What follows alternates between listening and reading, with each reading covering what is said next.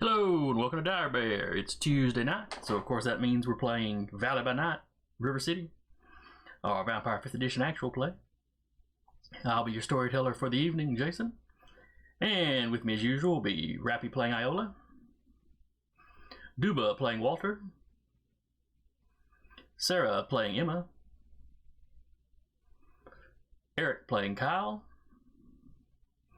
and Jeremy playing Egidio. And we left off last time.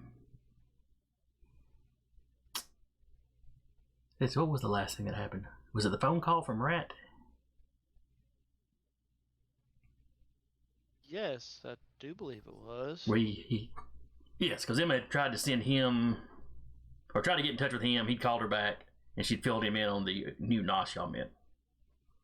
And then we contacted Kincaid.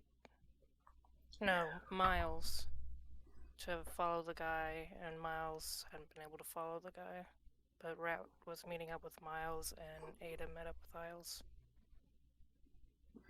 What is her name? The mousy... Ada, I believe so. Yes, Ada Short. Okay. Ada Short. Yes, because they had been meeting up and getting, Exchanging contacts. basically, since they're not working the same jobs, working complementary jobs.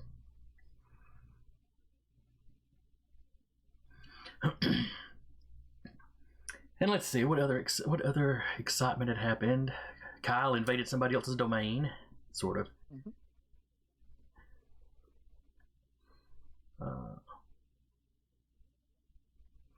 You had contacted, I believe y'all had set up an appointment with Harmony. No. Did you not? Not with Harmony. No one knows Harmony except for Emma. No, Harmony we set up an is appointment Lutheran. to see the... You're right. I'm looking at the wrong name. Harmony is the... You're right. Harmony is hippie chick. Yeah, we... I believe Grace LeBlanc is the Yep. is the Malkave. The emissary from Wallace. Mm-hmm.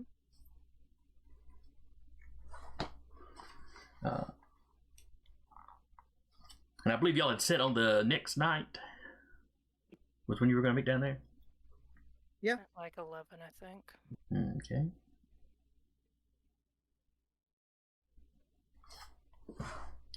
Let's see. So what have you got on the plate? You've got the meeting at Wallace. Mm-hmm. You've got a baby Nos to take care of. Waiting to hear back from the ministry guy if he's going to accept the emissary position with the Camarilla. Well, specifically with Stafford's group. Mm-hmm. Kyle's finalizing the paperwork for the house. For his house. Probably just be another day or two. And then you had the... Oh, yes, you were trying to set up a meeting with like the gangs of the city. Uh-huh. As well as the other barons. Yes. Okay. Well, specifically, August and, my brain is blanking on the other one. The Ventru. The Baron of the Molten Heights. Yes. My brain is blanking on the name, though. Maddock. Maddock, that's it. So you're just going to snub the other barons, I see. Well, It's the other ones that are really close to the front lines. Do the other barons have access to the waterways? Next to their territory? Probably not, though. You do have a couple of the outer barons on the interstate. Well, he doesn't know them. That's fair. They haven't introduced themselves. Y'all are the brand new ones. You're low peoples on the totem pole. You have to go We're barons. You have to go do the introducing. Well, I meant as barons. Be busy. We're a little busy with the war. All right. So I think the night was wrapping up. Uh-huh. Was there anything else on y'all's itinerary for this night? This night, not particularly. Okay. And I think it was getting kind of late, but Actually, there is one thing that Kyle does want to do. He's going to call up Kincaid before the night wears on. okay. So Tom Kincaid.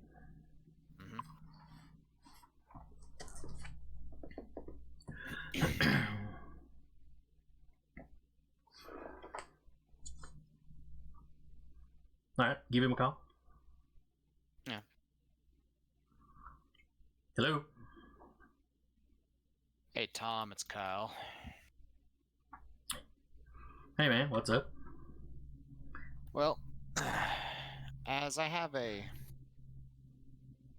good old four-legged child that likes to hang around with me now, can't exactly easily get around on my motorcycle, and as you are the vehicle guy that I know, I was wondering if you'd like to buy it.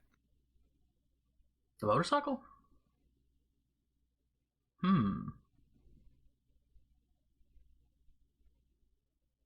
don't you just get a sidecar for Pupper? Because that probably would not survive what this motorcycle can do to it.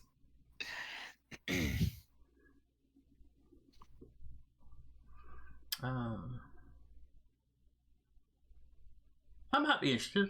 I'll swing by tomorrow night and check it out. Alright. Thing's my pride and joy, so it's kind of like you with your car. Yeah, but you don't have to take a dog everywhere with you. Well, this is more of a, if it comes down to it and I need to pick between one or the other, you'd probably be the only guy I'd trust to sell it to. Yeah, you sure you want to sell it? Yeah, I'll come by and take a look at it tomorrow night.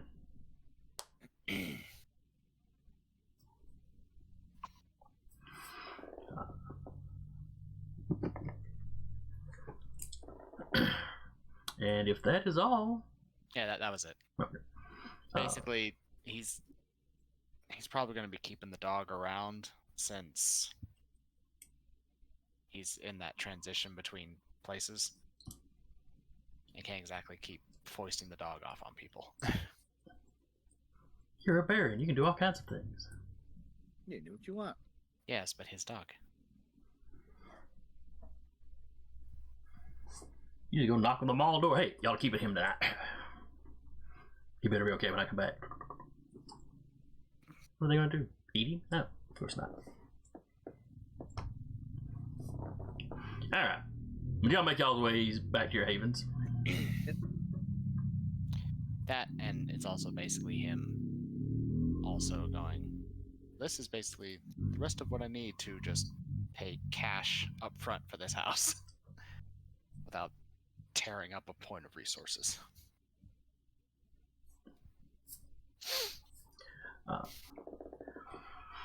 Alright, so y'all slink back to your havens. The day, of course, passes uneventfully. And when night comes, you awaken. I'm hungrier. I'm good.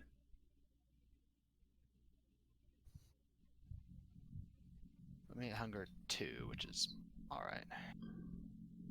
Colby, stop, please.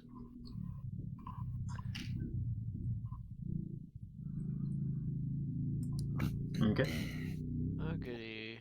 Well, I get hungrier, but it's only at 2 dots, so That's not not too terrible. I'm sure we won't have any kind of combat tonight or anything like bad. that. No. I don't know. It's Just too a meeting. hunger. I'm fine. It'll be 2 talky episodes in a row. Don't worry. Mm-hmm. As we get into the meeting, we get attacked. I mean, hey. Oh, like In we're the gonna get meeting to the before. Like you'll get to the Yeah. meeting. That's what I'm saying. Somebody will get kidnapped. Not it. Not it. One of the other three can get kidnapped. Try. Well, Kyle now has a dependent, so I have somebody to kidnap.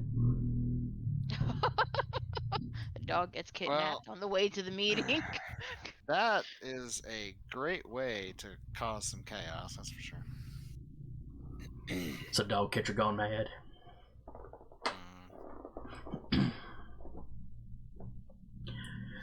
How did Kyle burn down a fourth of the city? You stole his dog.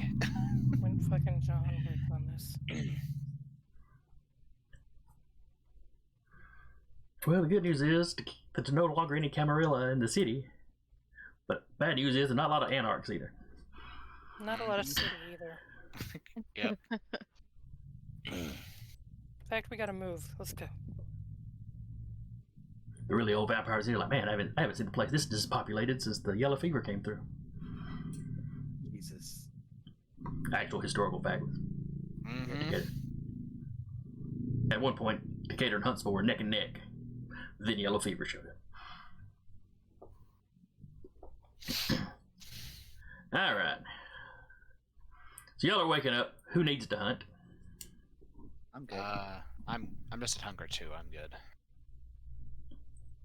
Just because of paranoia of what's happening tonight, Emma is both going to hunt and prep a bug-out bag that she will leave in her trunk. So paranoid. We're dealing with Malkavians. Someday I should give you reason to be so paranoid. I would like to present the Someday. evidence, Exhibit A of the last, 4 campaigns. Exhibit A, Exhibit B, Exhibit C, going all the way to Exhibit Z.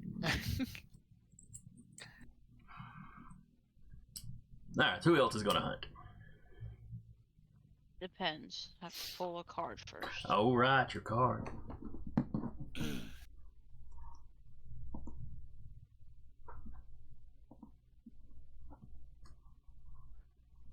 King of Wands, right side up.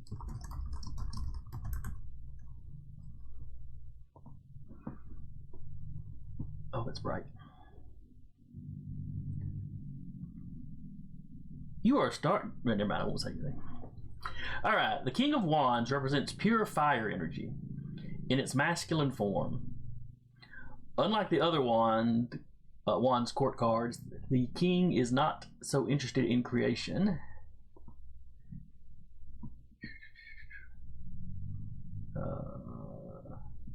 Hang on, I had to click the thing and now it's taking me to another page. Which doesn't have the same description that the preview was giving me. Weird. It says upright is adventure, enthusiasm, support, encouragement, and strength.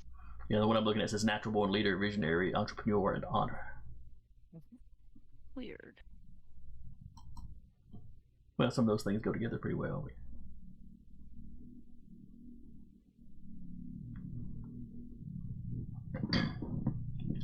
So, not necessarily anything particularly negative, Yeah.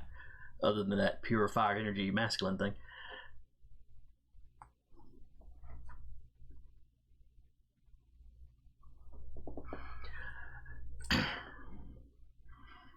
So that comes back to, is Iola going to hunt? No, she has that extra bag that Egidio gave her the night before that she has, and the stash in the fridge. Okay. I think we were calling that secret room the speakeasy. Yeah, the Yep. speakeasy. Quick question. Mhm. Who here, other than Egidio, because we know this answer already, has Iron Gullet?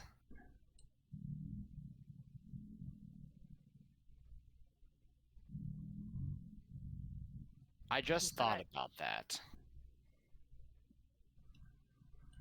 Well, you don't have to have iron gullet to drink bags. The bags just don't last as long for most people. Yes, but you do have to have it if you want to drink cold blood. Ah. Who says she's gonna drink it cold?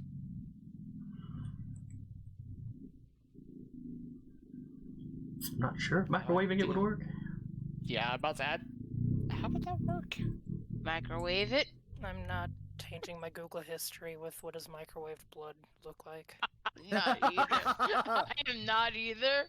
You said it out. You said it out loud, so your phone now knows. Yeah, true. Facebook knows. Google and YouTube know. Oh no. Yeah, it was just one of those things I was talking about because at lunch today I decided, you know what, I'm bored. I'm gonna make a Ravnos. So I made a Ravnos. And I was reading the advantages and I saw Iron Gullet. I'm like, oh yeah, that's that thing that Egidio has that Deca gave him. I was reading through and I was like, oh, this is what you specifically need to drink cold blood. So Brain was curious. Alright, is Walter with us? Really nossing it up. He is, but he is trying to avoid being stabbed Because I've by already the been stabbed baby. 5 times in my calf by a cat, so unfortunately I'm not allowed to sit in a chair. But anyway, I am here. Okay. I will attempt to go make dice rolls when need be. Alright, is Walter going to do any hunting? No, he's at 2 dots of hunger. He's fine. Okay. Scroll. Yeah, Iron Gullet. You can feed from cold blood, rancid blood, and fractionated plasma.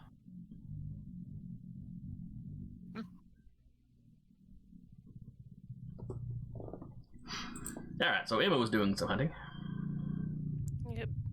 Going to do the old fake delivery. To a house or to an apartment?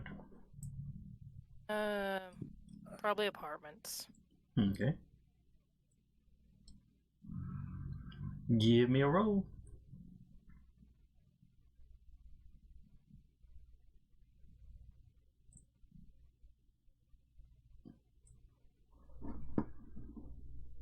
Let's see.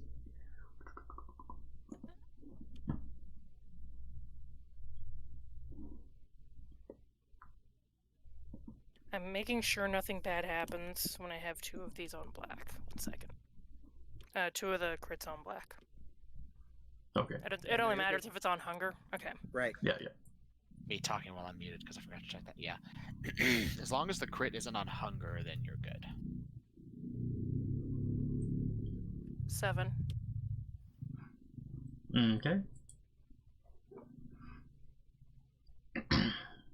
And she's using the old cloud memory and all that along with it. Okay. With 7 successes, yeah, you have no problems.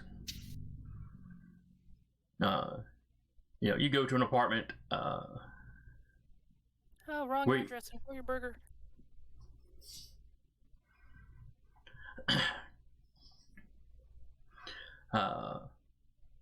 Actually, when you knock on the door, when he opens the door, you see a second of surprise, and he's like, "Oh yeah, I ordered that." He deserves what he's getting. He was totally going to steal somebody's food. Yeah. She doesn't need to take 2 points of blood to reduce hunger, but she might just because. Vengeance. It's not going to do anything additional, but it's like, no, you lied. This is a little bit of karma. You're going to feel a little tomorrow. So yeah, he like snags the bag, and as he's turning around, you're kind of owning him. So he blisses out. You give him the forget I was here. Yep. And make your escape. No fuss, no muss, no noise. No one else even where you were there. Our vampires are young enough, so my brain just put this in for Emma. These are the burgers you're looking for. This was not the fast food. I mean, our vampires are young enough. They get that reference. Now she's just going to do this whenever she does, like, cloud memory. That's what I'm here for. And that we have the Second Inquisition finds her. It's weird how many of the young vampires we catch this way. I think Star they're Wars watch Jedis. party gone wrong. Second Inquisition just hosts like a midnight showing of Star Wars and it's all young vampires. I mean, you say that, but they're doing that today and tomorrow for the 20th anniversary of Return of the King. Oh, it's trapped. Don't go. Theaters here. Okay, I feel really old. Yeah, me too. Anyway, Alright. So that's got Emma fed. Who else was it? Was anybody else going to hunt? I'm good. I said she also has her bug out bag and her trunk.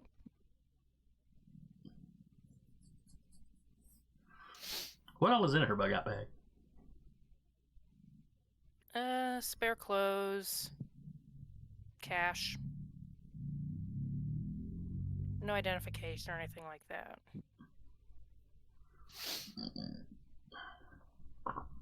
Alright. Her technology, she leaves at her apartment. If she has time to go back and get it, she'll get it. But it's encrypted enough to where if anyone tries to mess with it, it'll just brick itself. Okay. Iola, were you going to hunt? No. Okay.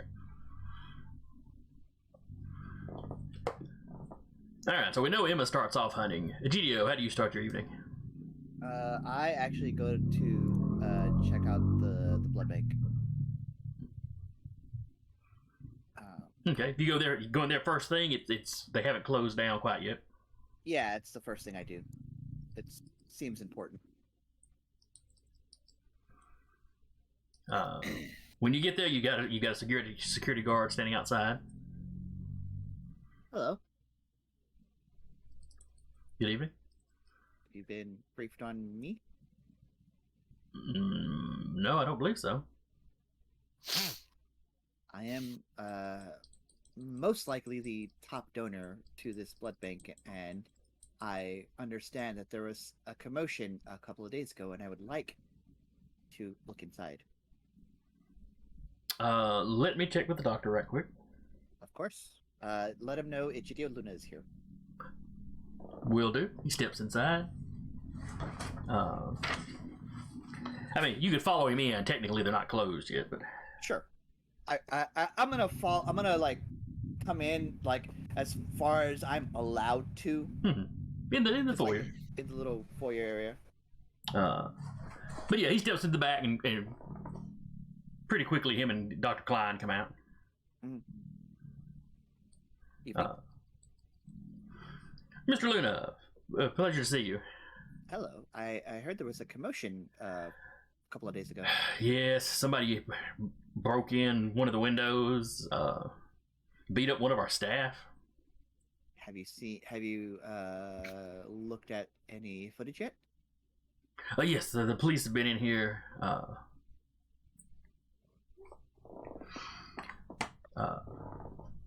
And took all of that. Well, I mean, took copies of all of it. But they smashed up a bunch of stuff, destroyed a bunch of punctured and ripped up a bunch of the bags we had stored in the back. You know why? I have no idea. Interesting. What of the person that was wounded? Are they okay? Yes, they had a concussion. They were knocked unconscious. They had a concussion. They were in the hospital overnight for observation, but they're back home now. That's good. He should be coming back to work tomorrow, I think. That's very good. Very good to hear. All right. Do you mind just kind of having an observant look around to assess damages and stuff? Oh, certainly. Please come with me. I've been doing that for a bit. Okay. And when you get back to the, I forget who was it that was who was it? One of y'all looked inside while the police were roaming around. Egidio. That was me. Okay. I was thinking it was one of our stealthy guys, but I can't remember which one. That was me. I'm the stealthy guy.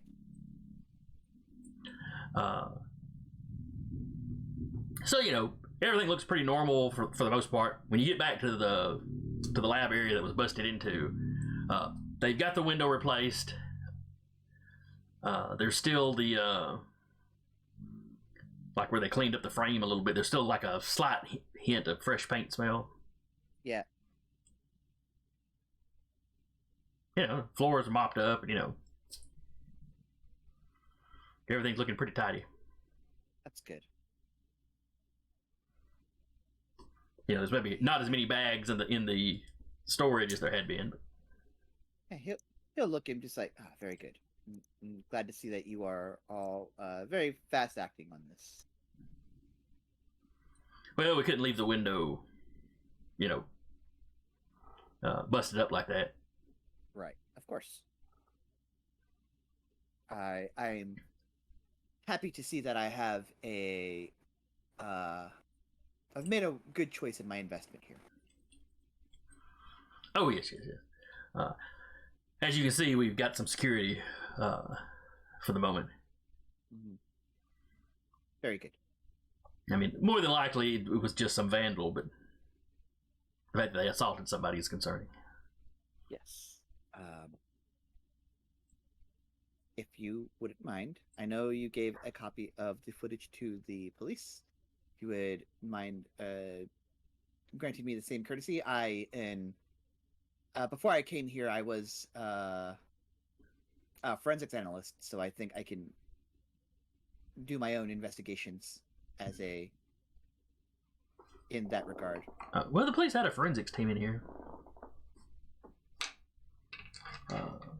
It's certainly, you know, I can certainly show you the videos at the very least.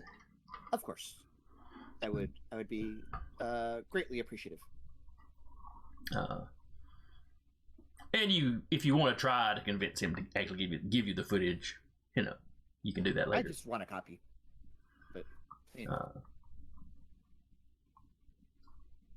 So he takes you in his office. He pulls up the footage. You see something come through the window. Maybe it's through so quick. A rock or something. A rock, a brick, something. Mm. And almost before when the glass is still kind of raining down, somebody's up and over, kind of parkour style. Suspiciously fast, or fast, but not like nothing superhuman. Right. Okay. If you've watched people doing parkour, you know, there's not a lot of hesitation when they're making their moves. Yep. And you know, he hits the floor. He comes up. Your contact that, you know, been giving you blood out the back was the one working.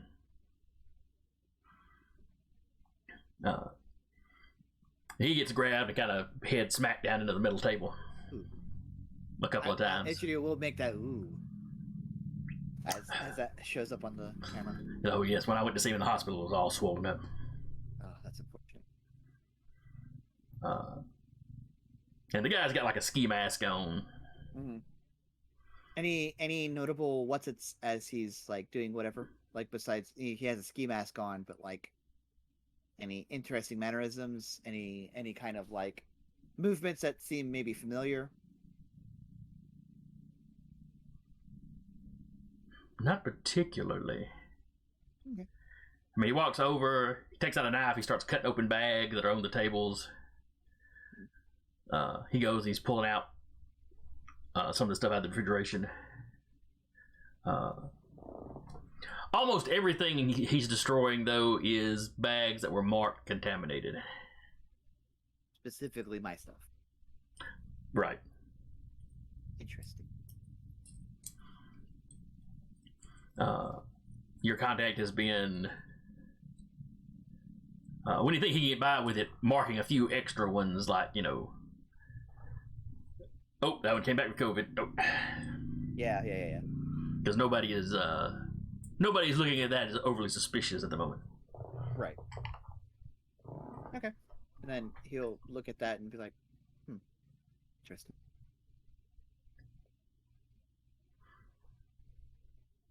Our assailant had a ski mask and moved quite dexterously. And when he leaves, it's the same kind of parkour. It's up on the middle table, springing off of that, grabbing the seal, and kind of slipping out.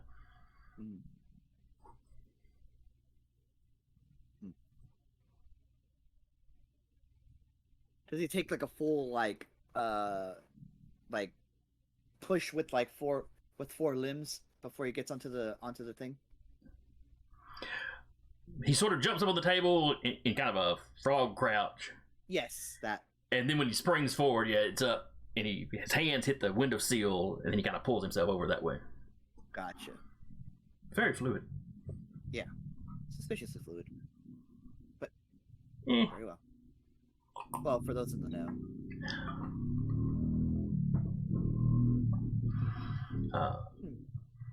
But yeah, not a lot you can make out. He's in like a baggy jacket. He had gloves on. He had the ski mask. Was there anything that happened while I'm watching the footage where something happens away from what he's doing? I'm not sure what you're getting at. Like someone invisibly wrecking shit.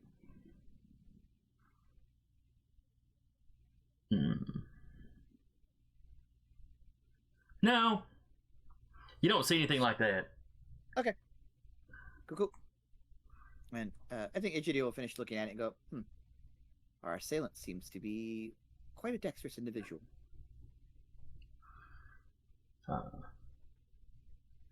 I'd break my neck trying to do something like that. Yeah. I mean, never mind all the broken glass, just the jumping about. One wrong turn and there's your leg.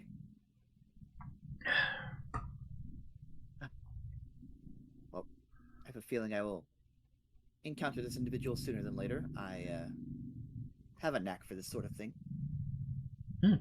But the police are investigating. I trust the police to do what is right.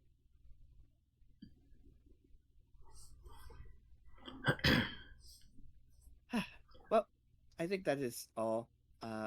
Seeing the footage has really put my mind at ease. It doesn't seem like anything other than the contaminated bags were truly damaged. Yeah, it looks like he just destroyed the ones that were closest, I suppose. What a random outburst. I know. Is security staying after our individual comes back from the hospital? Is this a permanent situation? Probably not permanent. I mean, it's expensive, so it's probably not going to be too permanent. But for the first little bit, hopefully the police will catch whoever did it. Very well. But for the next few weeks, we're going to have somebody here, at least while the staff is here. That is commendable. Very well. Thank you so much for showing me. Oh, certainly. You've been a great help to the center, so. Do what I can. Any brown noses you a little bit more as it walks you out. Yeah, yep. Gotta keep the donors happy. Yep. Gotta keep the investment. Even if he's some eccentric nut that thinks he's a detective in his spare time. And then I'll go from there to the Deadman's Drink. All right, Walter, when you wake up, what is your first order of business? Welp, that would be to check with the local Nosferatu, or at least check in with the little Discord. See if there's any interesting happenings going on, and what have you. He'd also take the time to forewarn the local NOS, like, hey, found a new guy. I know he's gonna be, kind of joining the school here soon, or at least hopefully being able to join the rest of you guys. Just want to give you a heads up. Someone gonna be new to the area. Just keep an eye on him.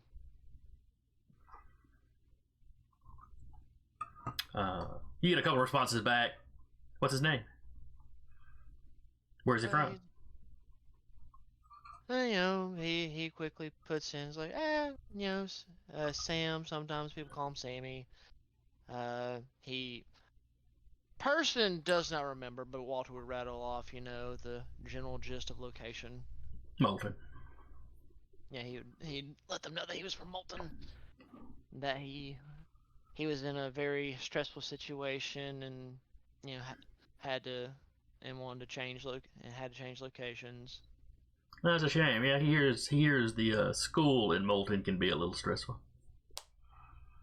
Say, yeah, that's what they said too. So just keep an eye on them. Teach them the ropes if you can. So that way they don't feel like they're on their own out here.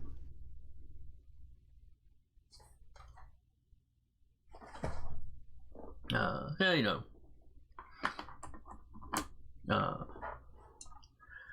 you have one guy ask you, well, you don't know if it's a guy or not, somebody, if he's found him a place to stay in. They respond back like, not that I'm aware of. I was trying to help him when he had swung by the other day, and I unfortunately didn't really have anywhere I could at the time. So if any of you have an idea and can shoot me a DM, I'll see if I can get in contact with him to wherever y'all have a recommendation. Okay. And after that?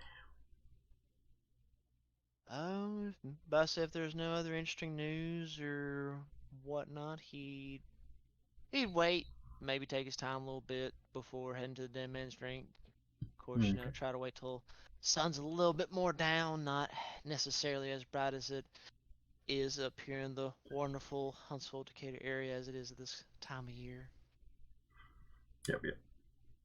Don't worry, winter will come. And your nights will start sooner and sooner. I don't know if the talk is true. We might even not have to worry about rolling the clock around. Yeah, they talk about that every year, and it hasn't happened yet. Oh yeah, no. I'll wait till I see it. All right, Kyle. Brings it up at least once a year. Mm-hmm. How are you starting your evening?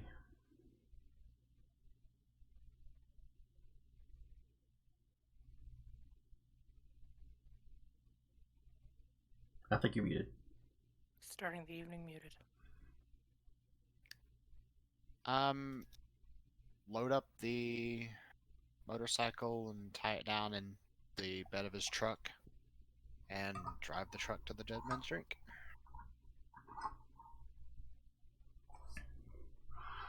Okay. When you get there,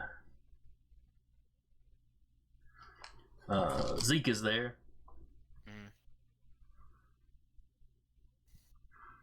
He kind of waited you pull up. Hey, boss. Hey, Zeke. I think we'll be ready to open back up probably day after tomorrow. Ah, good. I saw the tables out back. You've been busy. Well, something to do during the day. Luckily, the home supply places, your Lowe's and whatnot, are still open, so Well, it works. I was able to get some stuff ordered, or the tables ordered. Mm-hmm.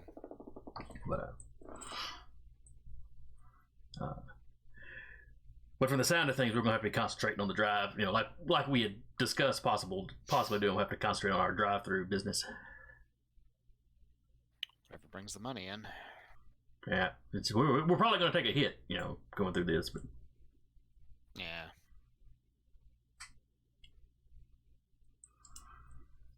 now Emma does like food delivery, right? Yeah.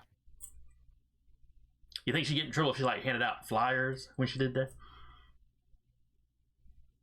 I can ask. Okay. I don't want to get in no trouble. I'm just, thinking of cheap ways we could advertise. Yeah. Understandable. Some of our regulars know we have food, though. Now that I think about it, half the regulars that come here never eat anything.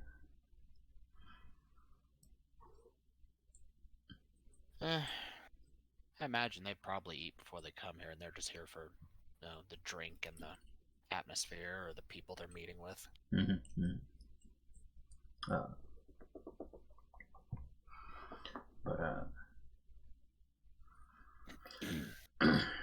But anyway, so Zeke will spend another few minutes finishing up what he was doing before he heads out. Okay. Iola, you wake up, you check your cards, and then what is your first order of business? Let's see, like, what time is it right now? Like 6, 7? Probably about 8. 8. Okay. Because we are, game-wise, we're in the current time of year, so it's just now getting dark here. So.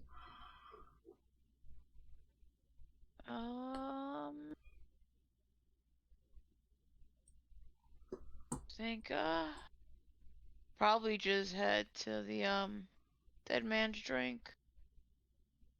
She doesn't have much that she does.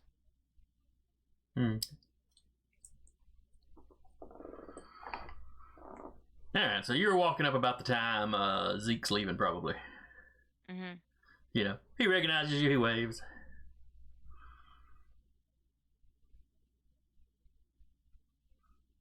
She'll probably nod at him.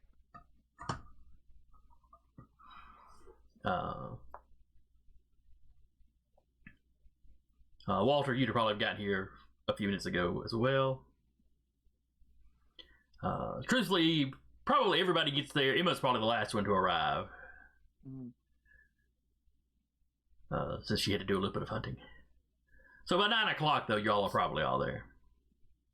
9:30, let's say.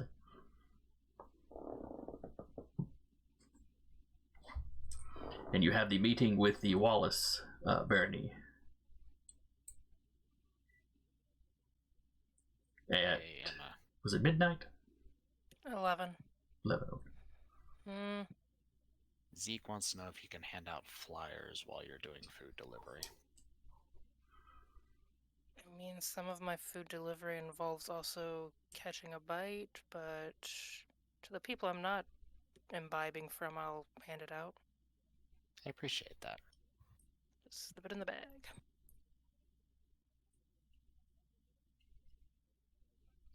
Could probably do like a Facebook or social media thing too. I'm sure they'll probably set up something for places that are doing, drive-through or modify food pickups.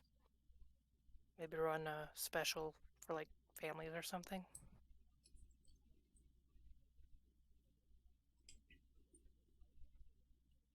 Pulls out his phone, texts Zeke.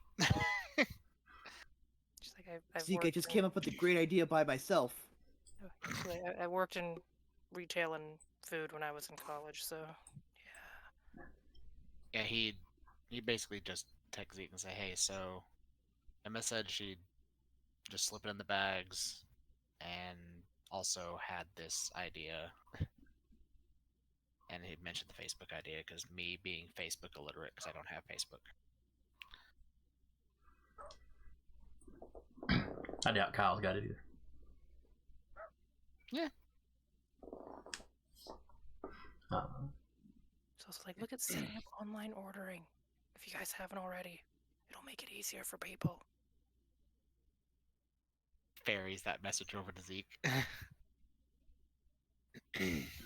Also, give Zeke a raise. Emma says you're getting a raise. Thank her next time you see her. Emma's probably having to pay for the raise.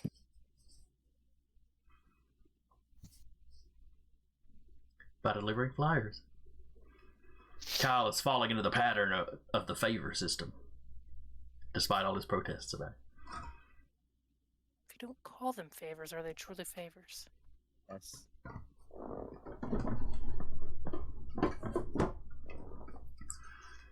Alright, so y'all are all met up. What business do y'all want to get into before the meeting? Kyle's waiting on Kincaid to show up. Okay. Which he would do fairly quickly. Yeah.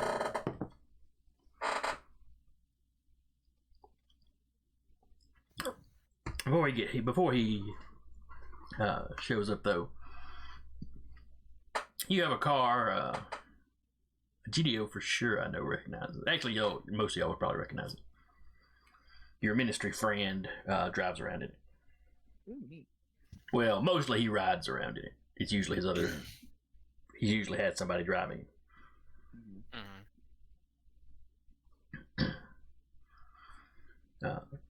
But he gets up and walks up to the door.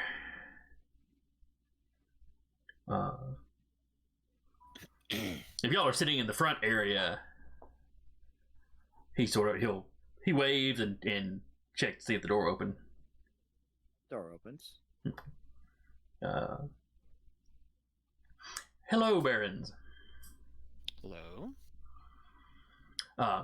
If that emissary position is still open, I would like to accept. It is open. Congratulations. Excellent. Emma will. She had the number for the NOS that contacted them, correct? Yes. I mean, a burner phone, obviously, but Yeah. yes. Do you have a number that I can pass on to them in case they need to make further arrangements? Oh, absolutely. And he rattles off the number. Yeah. It's like I'll get into contact with them shortly. I'll eagerly await their call. No, too eager. I mean, Well, it's always exciting when you start a new job. fair enough. First day jitters. Yep.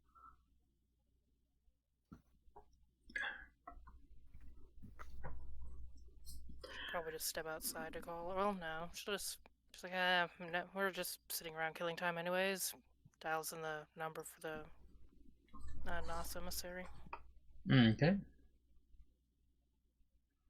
I know I had her name written down. I know I tried to remember her name. Hang on, let me get my notes. Zara Green. Oh, that is one of the names I have here. I have got to start right behind these names, what these people are.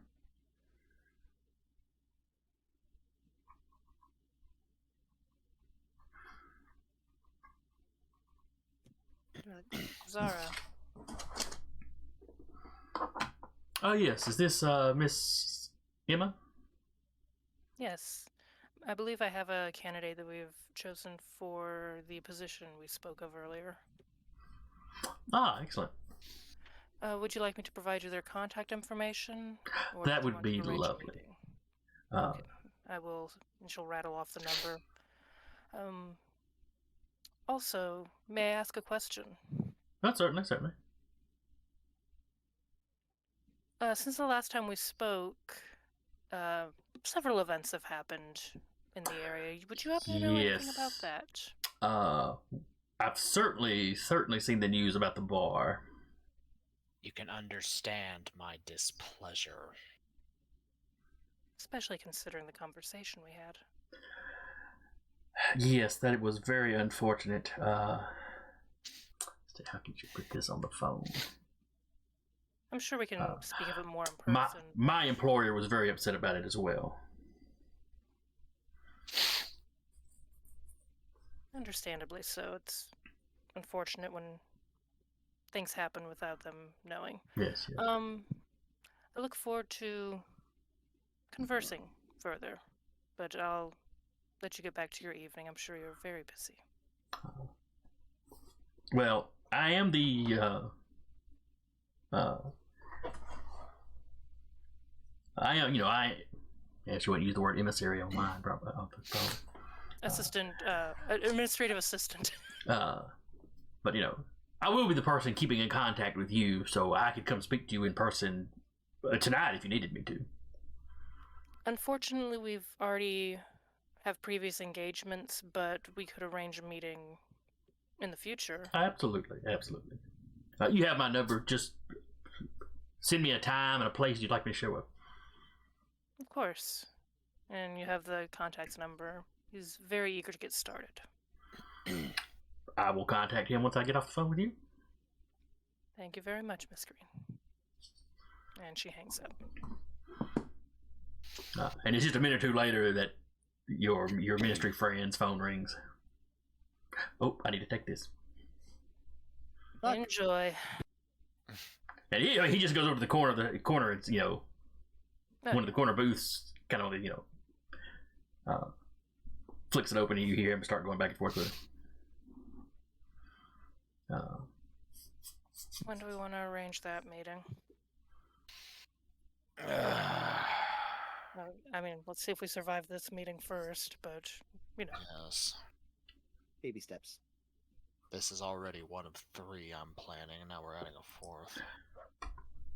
Oh, divide and conquer. We don't all have to be present for the meeting. Take notes. Yeah.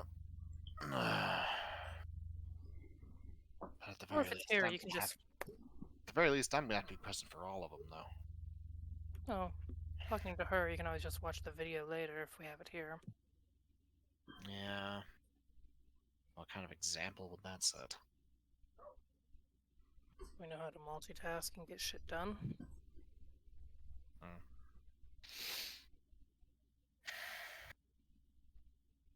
Either way, we have this meeting with the Malkavians and the Wallace Barony. We have this meeting to deal with where I need to emphasize very clearly that if anything like this happens again, there will be an escalation that they will not like the results of. Then we have to work on the escalation that'll happen in the background. Yes, which then leads into the meeting I need to have with August and the Baron of Molten Heights, whose name already escapes me. It's been a long-ass day. Maddox. Maddox, thank you. We've said it so many times, I don't know why I'm forgetting it now. It's like we've said it too many times. No, it can't be that guy. Yeah, I guess. And then I have the meeting with August and Maddox at the very least, if not more of the Barons, if they need to get involved. And then I have the arrangements I need to make with the mass multitudes of the mortal contacts I have to deal with. Life is hard, and so is unlife. Yeah. But we chose it. And so we go on. And then you hear what sounds like a muscle car pulling up in the parking lot. Hey, there you go. It's a distraction. Go get it, Kyle. Yes, it is. Kincaid is pulled up. Hey, boss. Hey, what's up? So this is her. Yeah. I've seen you driving around on it before, but never given it a close look. Well.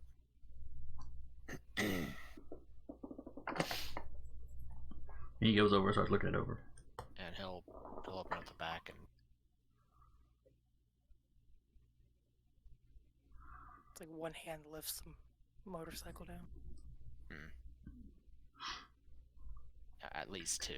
And what kind of motorcycle was it? It's one of those, like, how to define like a muscle car but in motorcycle terms. It's tough and fast. Oh, okay. Heavily custom. Whatever brand it was heavily customized. Oh yeah, this is a very heavily customized motorcycle. So he does some oohing and ahhing, and y'all do car guy or motorcycle guy talk. Mm-hmm. Apparently he's into motorcycles as well. But tells you he'd been thinking about getting one. He toyed with the idea of getting one off and on, but always winds up putting all of his money into the car. Yeah, his truck is fairly heavily modified too, but that's built more for just being able to take an absolute shit load of punishment. Levels of modification. Gas mileage, though, in the crapper. Yeah. Got it. I mean, it's a Ram 2500, so yeah.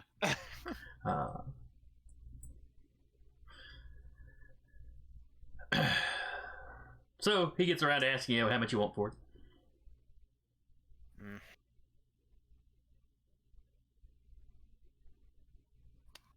Me having to. Well, we don't need exact numbers. It's just, this is the chit chat going on. Yeah, he.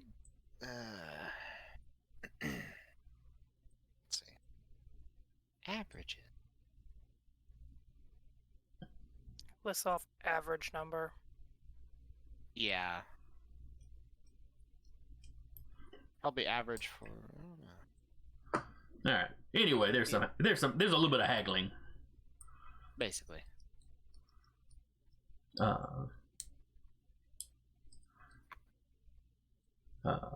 And he tells you, he'll be by, next night with cash. Mm. It'll take him a little while to pull the cash together. Since he assumes you don't want too much of a paper trail. Hmm.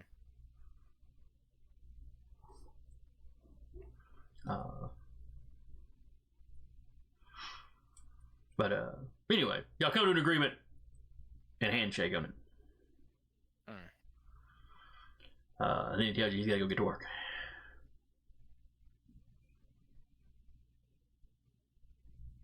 Okay.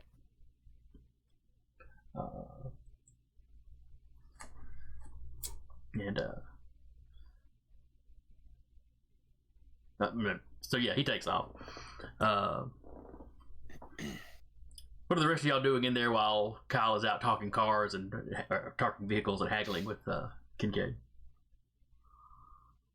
I think I think Egidio is just, like, I think he feels like a sense of satisfaction for having done something that has pushed towards the overall cause of the coterie, and so he's just kind of basking in that for right now. We have a full staff. Mm-hmm. Speaking of, while I'm thinking about this, and before I forget, Oh no. again, having a full staff, what does that do, sort of stat-wise, for our coterie? Like for the Choslian and Portalon and all that. Now that we have a full staff of subordinates. Probably nothing. I probably should have been penalizing you prior to getting this. Because, most baronies run with a full crew, so.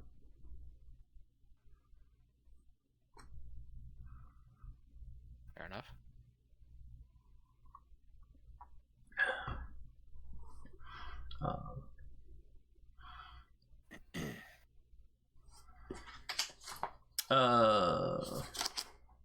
All right, where's it? Jeremy, do you remember the ministry guy's name? Yes, I do. Can you read that off to me? I know I've got his sheet here somewhere, but Colin Rowe. that's right. So Colin gets off the phone. Well, I seem to have a date for tonight. Ah, very good. I'm going to meet up with Miss Zara or Miss Green in a neutral area, and we will, go over some specifics. Of course. Are there any specific conditions? For example, where should she, when she comes to call on you about some business, where should she report to? Should she show up here and ask directly for you? Should she have? Do I need to give her someone else? Some other subordinate of yours? I'll look at the rest of the coterie and be like, I think here's fine. Probably contact us here, but before that, maybe let Miles know since he is in charge of security, just so he is aware of her entering the domain. Very good then. Now, once we get this sorted, I am actually venturing forth into enemy territory. Aside from whatever current business we might be discussing with them, is there anything else you'd like me to be doing while I'm over there, or attempting?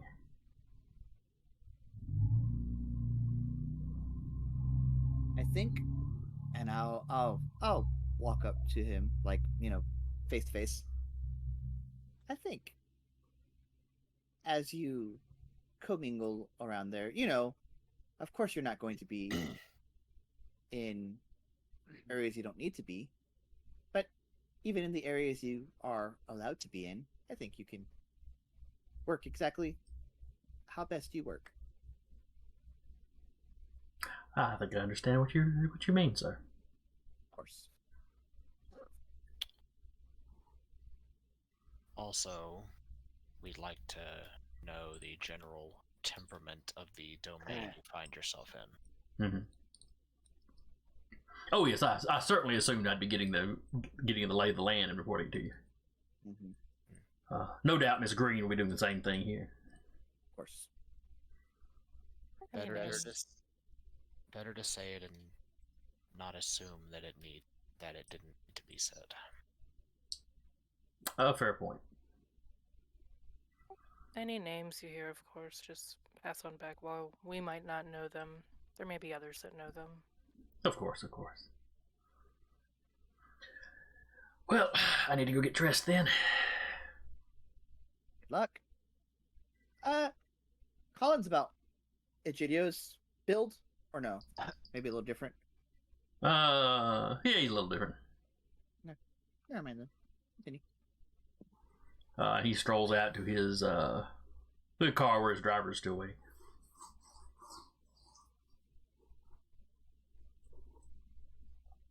Alrighty. And they drive Well, off. that went well. I think we have a meeting to get to as well. I'm looking at the clock to see what time it is. It's getting about time y'all need to be getting ready to kind of mosey in that way. I think so too. In the truck.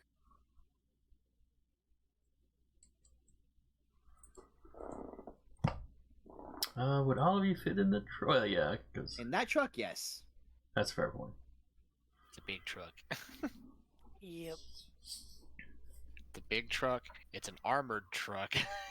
Yeah. Yeah, Which no. Philo can ride in the back. Uh-huh. Thing's capable of taking small arms fire levels of armored. Yep. Will it be stopping an AR-15? No, but Let's just hope it doesn't come to that. Let's just. if someone's taking pot shots with a handgun, then yes. It's not like anybody in the city has got, a rocket launcher or rocket prepared grenade or anything. Yes, indeed. That At least I know what I'm doing with it. Do you? Yes. Do you really? Are you sure about that? The 3 dots in firearm says yes. That's fair. Yeah, 3 dots is a decent bit, I guess. Or 2 dots, sorry. But is that a firearm or is that a heavy weapon? Is there a Well, heavy there isn't a weapon? heavy weapon skill. I don't think so... there is in vampire. No. In werewolf, there might need to be, or hunter. All right. Probably, but So the Wallace Center is, I think it's this one here. It's either there or there. I should have got a map that was more zoomed in. But it is down to the it is down to the south end of the city, over to the one side of Highway 31. Like I said, like I mentioned before, I don't think it's actually called the Wallace Center anymore, but everybody in Decatur would probably still know it as that. yeah. probably mention that before they leave. They should let Kincaid and Miles would probably already know, just in case anyone tries to try anything squirrely while they're gone, just to keep a little extra guard up. Yeah, Kyle would have informed Kincaid about the meeting before Kincaid left after they were talking shop with the bike. Okay.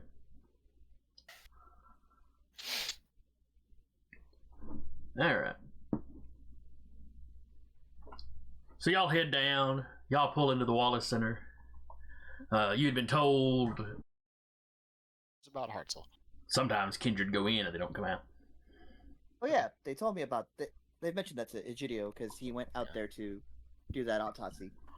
Oh yeah, that's right. And they're like, "You came back?" Yes.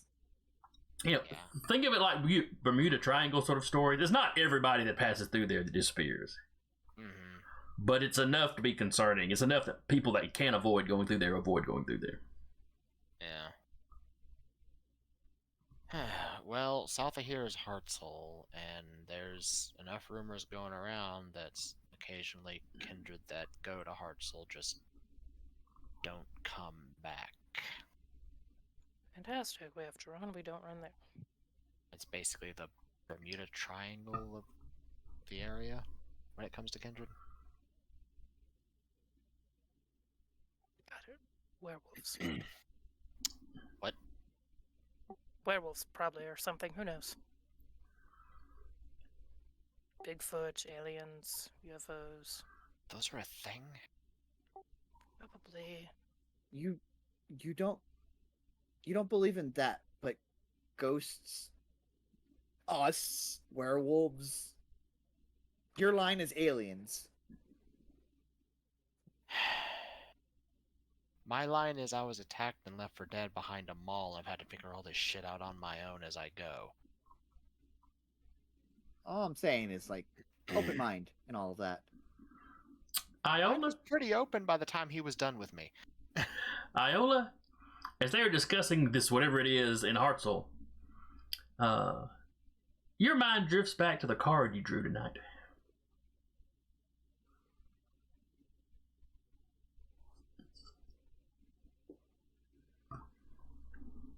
The whole King of Wands being fiery energy and masculine, that whole thing. Yeah. No particular reason, your mind's just wandering, while they're doing all the talking.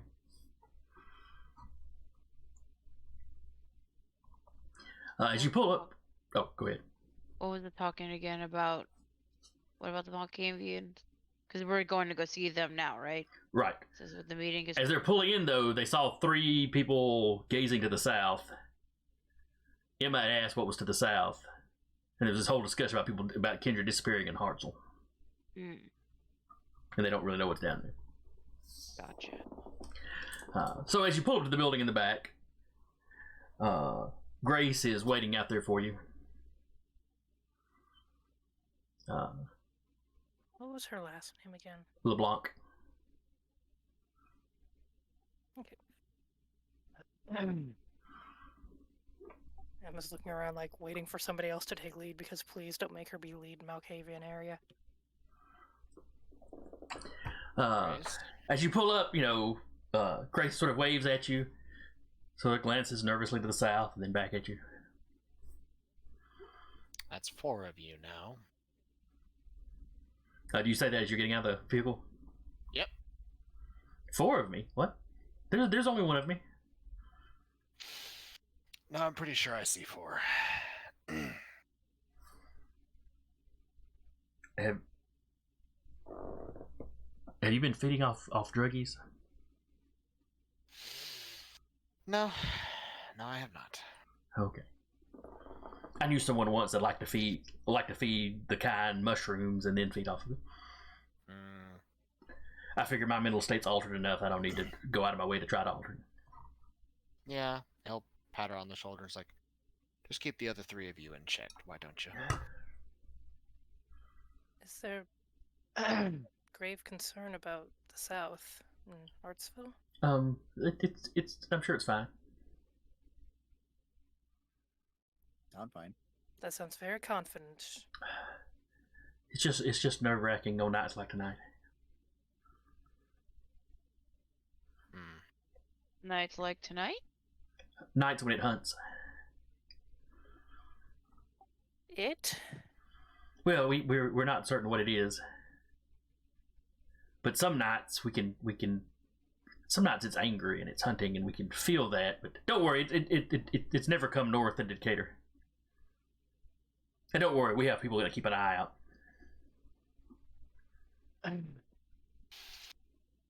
Inwardly, Emma's smoking like 12 cigarettes all at once.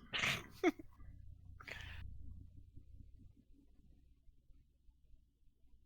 course, not on nights like tonight. I'm sure it'll stay south. Question. Would Iola kind of sense what the other Malkavians are sensing with it hunting? And it's not that necessarily every Malkavian perks up to this, but enough to. Alright, what gifts does Iola have? Not a lot. Being young and all. Yep. I got premonition. Sense the unseen, compel, cloud memory, and catch grace. Which ones was it in all specs again? All specs is sense the unseen and premonition.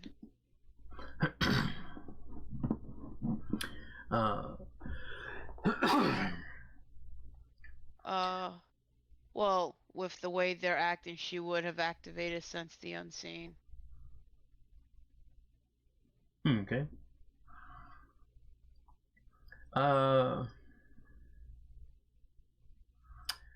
With sense the unseen activated, there's this faint light emanating from the south.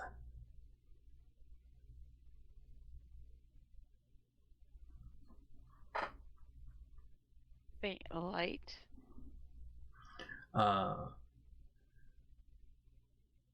Yeah, like you. If you've been using your ability when you pulled up, you might not have even really noticed it as being something unusual. Mm-hmm. But standing here, having not seen it, and then turning on that ability, and it's there. Yeah, there's definitely something going on to the south. Well, then Iola will also be looking at the south, at the light.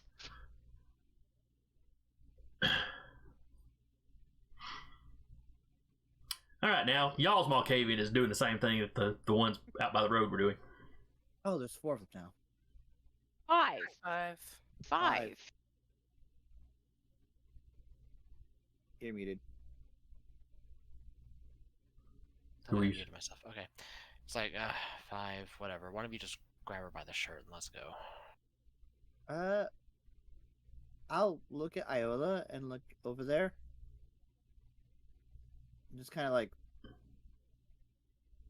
And also activate Sense the Unseen. You also see the faint glow. Huh. All right. And then he pulls Iola. So whatever it is, it's not just a figment of their imagination. Yeah. Unless they're affecting you in some way. Come on, Iola. We've got a meeting. Grace is nodding. Don't worry, we have people watching. And like I said, whatever it is, it's never come north.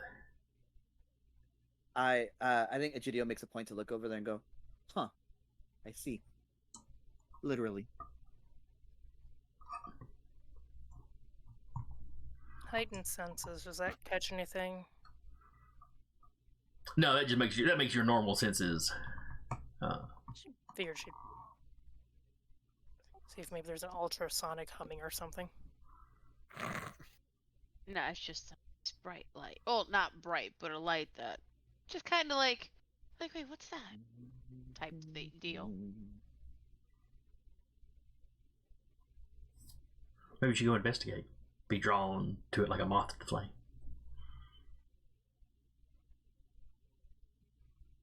Never See, to be that's what seen. she'll do while I'm gone for the next month in May. Actually, what is Iola's They used to call it derangements. I don't know what they call it now. Clan weakness. I didn't put the bane. I half filled this out. I gotta update. Oh, for shame, for shame. Awesome. Oh yeah, you need your bane, you need your touchstone. Of terrible clarity or something entirely different. Heads up, Twitch crashed again. Yeah. When the Malkavian suffers a bestial failure or a compulsion, their curse comes to the fore. Suffer a penalty equal to your character's bane severity to one category of dice pools, physical, social, or mental, for the entire scene. This is in addition to any penalties incurred by the compulsion.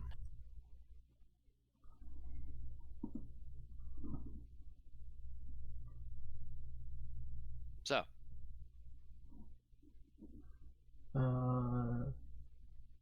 Oh man, we've got like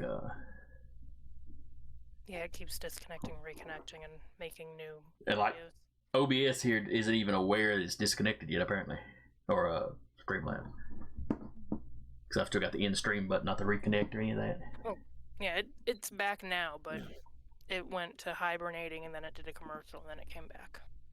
Okay, so we are live now. Mm-hmm. I don't know what end it's on, but it's done it 2 or 3 times. That is unfortunate. Mm-hmm. I'm gonna have to combine all of them later and make one video. So we got one from an hour ago, one from 25 minutes ago, one from 11 minutes ago, and one from 1 minute ago. Yep.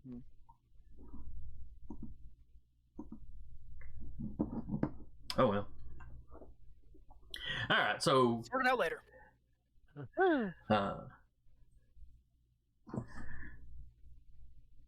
see. I'm gonna go ahead and hit start record on this, so I'll, at least from here on out, I'll for sure have a copy of the full thing.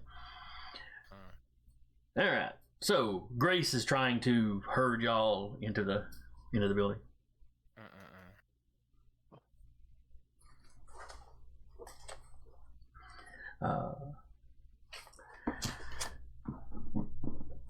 As you get in there, there's a another fellow.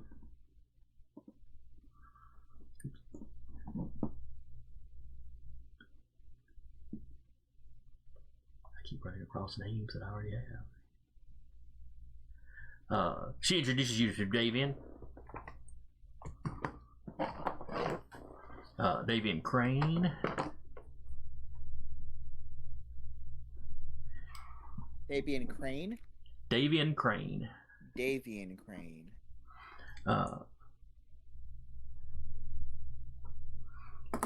He shakes hands, tells you he's very pleased to meet you. He is Mr. Cologne's right-hand man, I suppose you could say.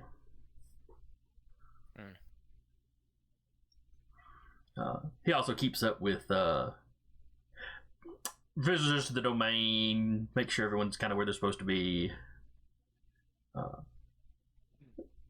Everyone's comings and goings.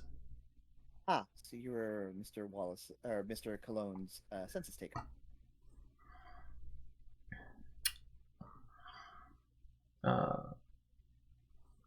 We use the term personal assistant, but yes, essentially. To put it in the more generic terms that the other Baronies use. Comparing and contrasting to our own recently staffed barony. Either way, it's a pleasure to meet you, sir. Yes.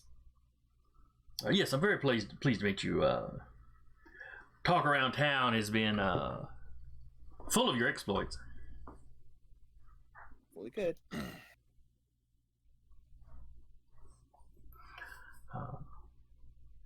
But please come with me. Mr. Cologne is looking forward to meeting you.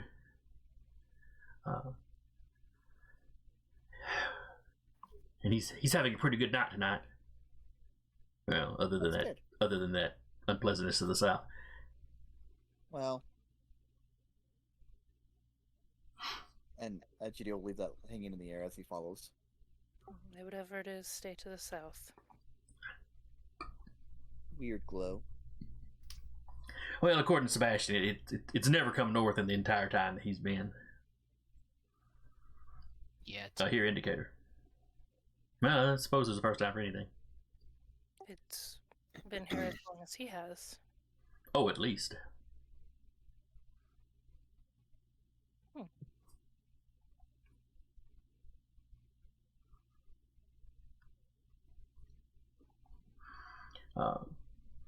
He takes you back into a large meeting room, white tile floor, that typical kind of white paneled ceiling that you'd see at a hospital or a nursing home or something like that. Looks like a room that could almost be a small cafeteria or maybe one of those meeting rooms with a circle of chairs where you're doing like group therapy kind of thing.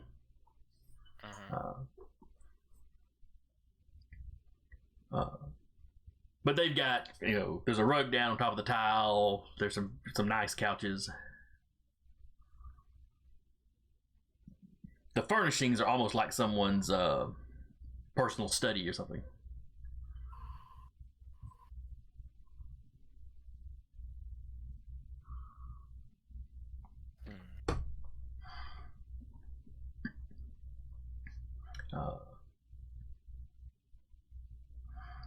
When they walk in, Kyle, you probably know what Sebastian looks like, having lived in Decatur for a while.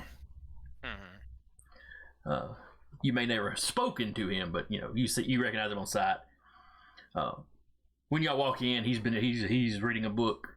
He closes it and sets it down. The variants of the dead man's drink. Mr. Cologne. Very pleased to meet you all. Kyle, I've been aware of for some time. He's aware of Egidio. Do I? He's aware of Egidio. Is he? He's one of my links. Oh, okay. So he must have spoken to you when you first got to town. Yes. Was he the one that suggested that you head up to that area? He is the one that suggested that I might have a hand in anarch politics at some point. Okay. Mr. Luna. Mr. Golan. Very nice to see you again. I see I was right. I guess so.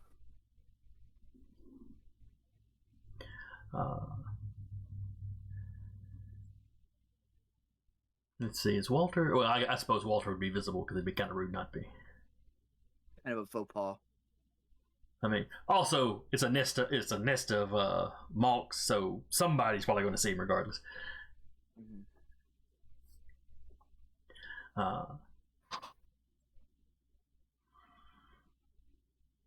But I don't believe I know these two. He walks forward and kind of, offers his hand to Emma. Screaming internally.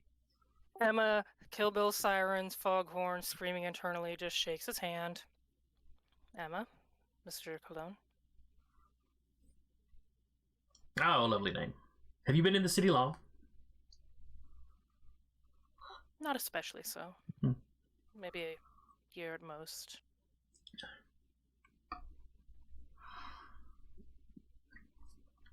And then he turns towards Iola.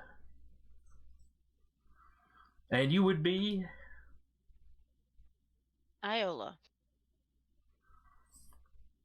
Pleasure to meet you.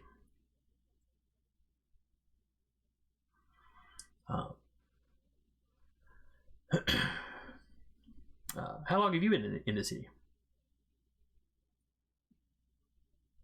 Almost a year. Oh, did you and Emma arrive together? No.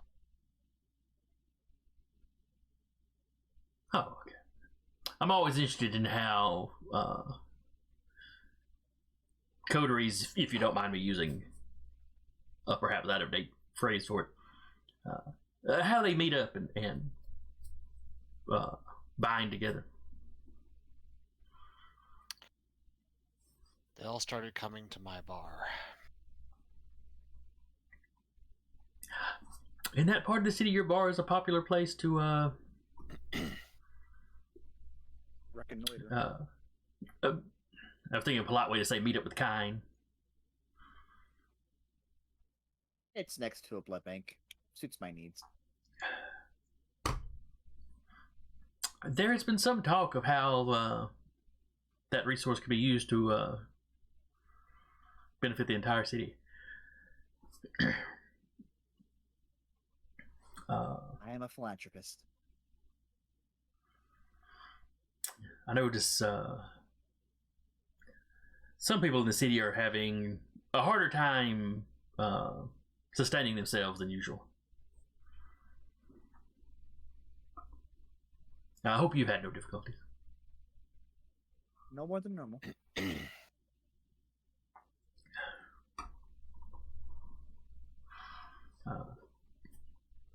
I've heard about the unpleasantness recently. The Going to have to be a little more specific, sir. that's fair. The unpleasantness that was in response to the unpleasantness that you caused in the Aldi's parking lot. That was caused because we tried to adhere to the masquerade, which is usually a thing that those people are, want to enforce. I'm sure they were taking care of the masquerade. They were just using an opportunity to set a trap. I get the sense that it had already been taken care of before we got there. Though from what I hear, their trap bit them and not you.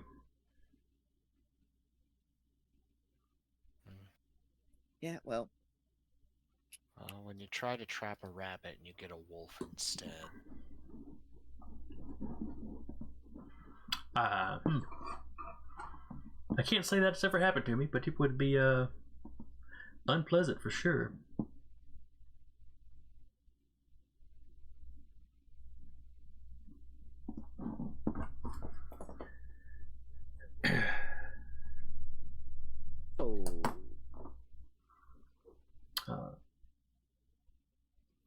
Also in the room, there's another fellow sitting over to one side, kind of nervously fidgeting. Mm-hmm. He rocks a little bit.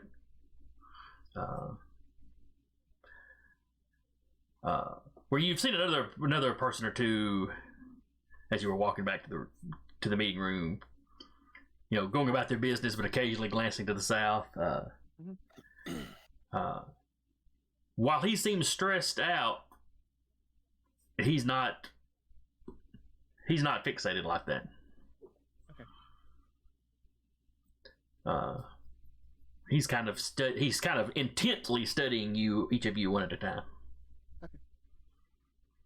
I think I'll break this obvious break in speech and be like, weird lights in the north or south rather. Oh. Yes. I don't know how attuned to such things you are, but it happens periodically. It's not all the time, though. If you get close enough, there's some sort of presence or power in Hartselle all the time. I've been to Hartselle. Have you now? Yeah. He reaches over, not the book he was reading, but like a notepad, picks it up. Would you happen to remember with the date?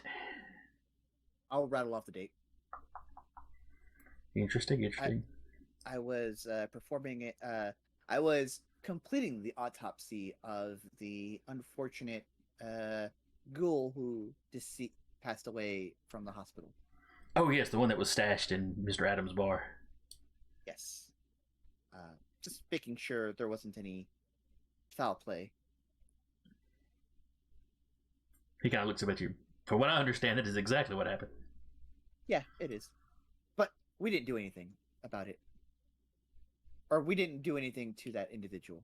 Did anything odd happen to you while you were in Hartselle? Not to my knowledge.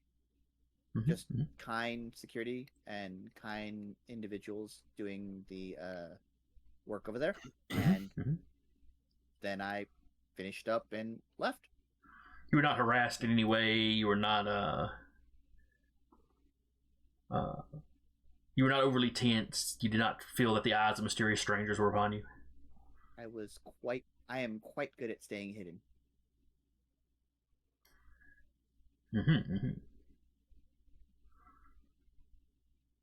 I have lived in war zones in my day, so learning to get away from it is key. No, good point. Good point. Let's see. When was the last time that it hunted? Yes, you were there during one of the calmer weeks. Not that is a guarantee of safety. I can show you a list of disappearances, but anyway. As interesting as this is, I believe we have a meeting. Yes. Ah, yes. Down to the more current business, I suppose. Yes, I wanted the opportunity to meet you all. I was not feeling well the night of the concert at the Princess. Though some of my people went in my stead. It's a shame, too. I'd been looking forward to it. Both for the opportunity to meet all of you and of course, any of her performances. I'm blanking on her name.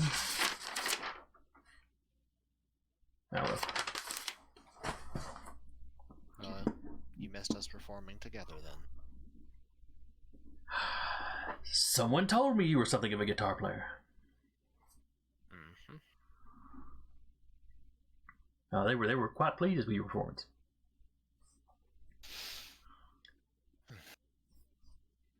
Well, it helps keep things quiet.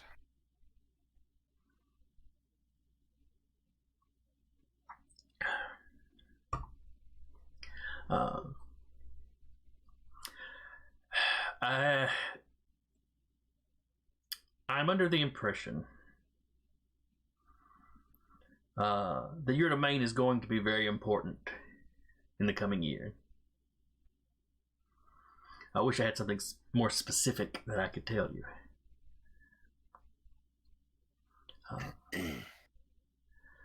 But I felt I'd put off meeting with you long enough.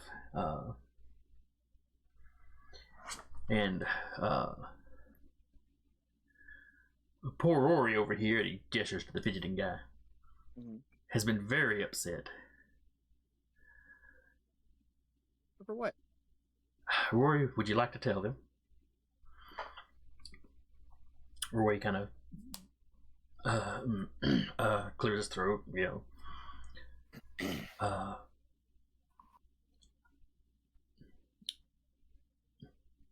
the devil is coming from the west. Not the south? No, I don't know what it is in the south, but I know it's the devil coming from the west. What does the devil look like?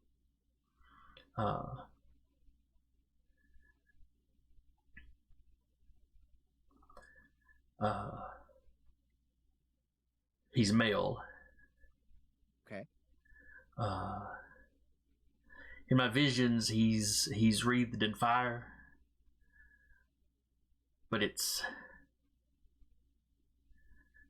I'm pretty sure that's just symbolic. I don't think it's somebody that's actually on fire. May need to leave if he's coming. It will take a.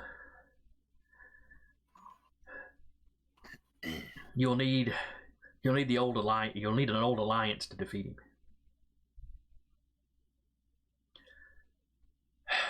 But the old alliance is all divided now.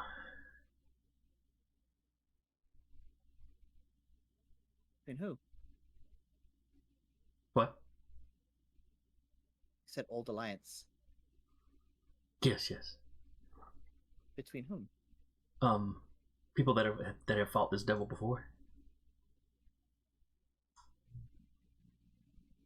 Is the devil currently walking around? Have we met the devil, or are they in hiding at this time? I'm not certain if he's in the city yet, or if he's just on his way.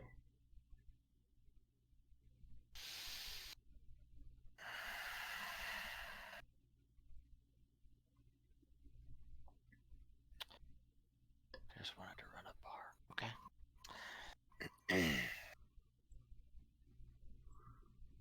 Whiskey is the devil's drink. Yeah, we're all going to hell in a handbasket, I'm aware.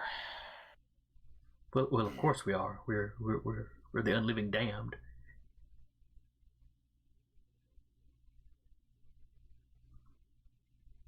Perhaps if we all walked out into the sun, we could. Perhaps we'd be shown mercy in the hereafter. Not likely. And he starts kind of just going down a rambling path about how we would all probably be better off greeting the sun. Sebastian kind of makes a motion, and David and Grace kind of go over and kind of try to calm him down and get him kind of out of the room. I do apologize. His visions plague him. Sometimes his mind goes to grim, morose places.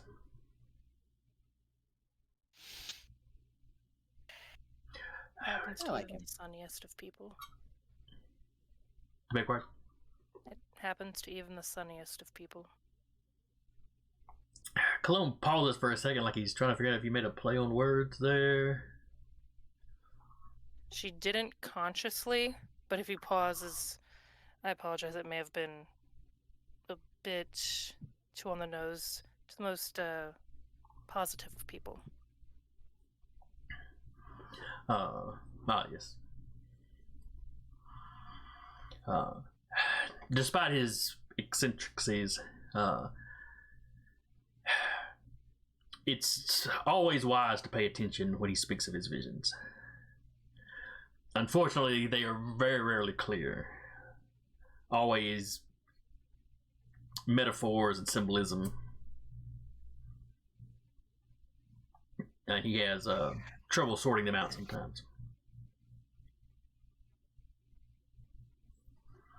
But it was something I wanted to bring to your attention.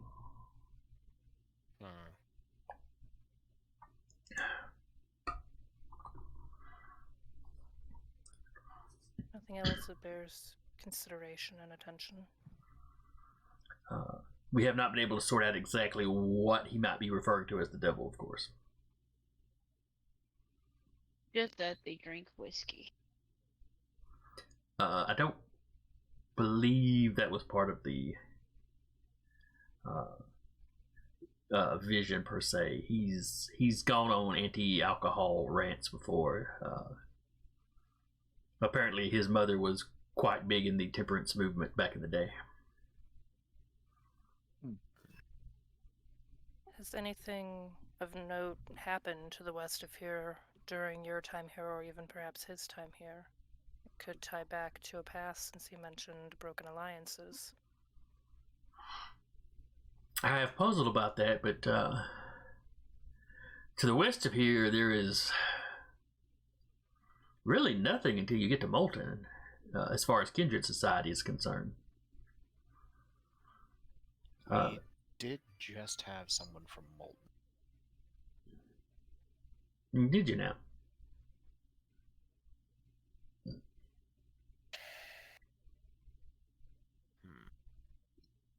Yeah. If you'll excuse me for a moment, I'm going to pass this information on to some of our members in security and see if they can make contact with that individual. Oh, of course, of course. Gives a respectful head nod. She'll go just kind of step out and call Miles and Kincaid and pass on to try and find that dang nos. You mean the Sammy guy from last night? Yes, please. Okay, Contact Rat if need be and see if he's found any. Had contact with him. This is a very quick conversation. I'm going back now. This is kind of rude to the guy that invited us by. as you're hanging up here, Kincaid mutter, "Oh, great, we have to go find a nos. That won't take all night." Get somebody with sense unseen. Take Ada or something. Or any of the Malkavians? Nah. Too hard. Nah, the Bruels just walk around punching the air until they hit something. The only Malkavian she knows is currently in the meeting with them, so... You'll have to ask Ada how many Malkavians you have in the domain. She'll do that. Maybe put them up with the people in security. But she pokes her head back in.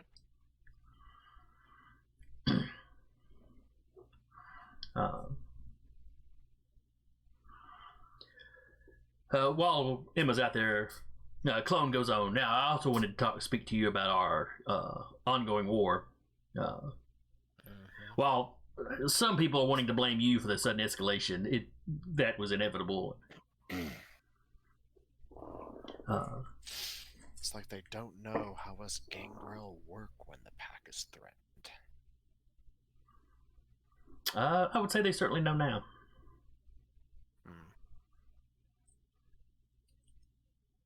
But also, people were becoming, over the last few months, were beginning to become a little,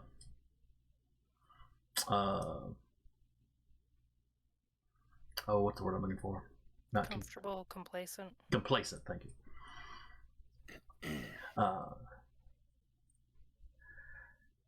While we all like to beat our chests and talk about overthrowing the Camarilla,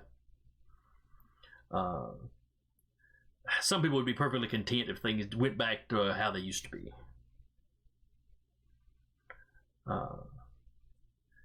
And they sort of got a taste of that over the last few months. The Camarilla being sort of what it is, but us being just sort of left alone. They forget the most important rule or truth about a revolution. You can't have a revolution without a revolution. It'd be nice to be able to do such things peacefully, but that's not how these things work. Not in kind society, and certainly not in kindred society.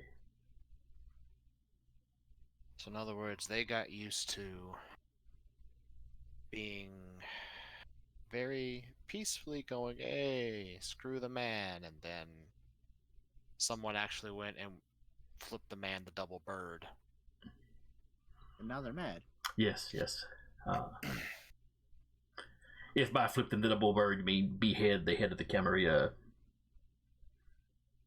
then yes, absolutely. I did what? Not you. He was referring to Theo Bell and the big thing that actually split the Camarilla and the anarchs.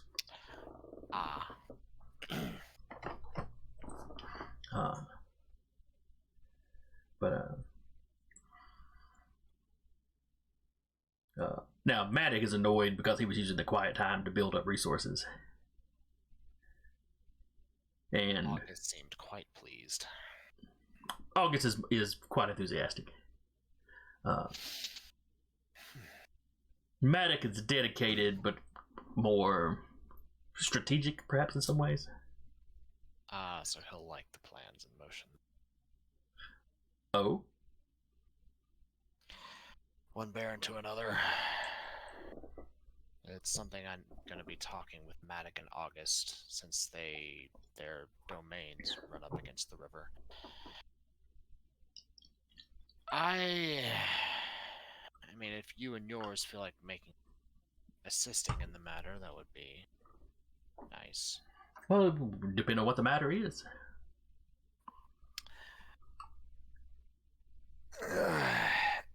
Economically and logistically bleeding the cam dry. Easier said than done, but sounds like a good strategy. Then, when there's a little bit of unrest of people being a bit more about things, locate targets of interest, and just point the brouhaha at them.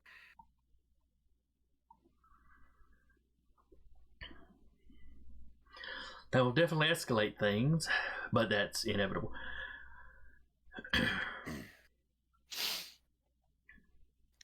Right now, my main goal is to keep incendiary ammunition and other incendiary armaments out of Cam hands. Put a stranglehold on their black market. And consolidate those resources in our own.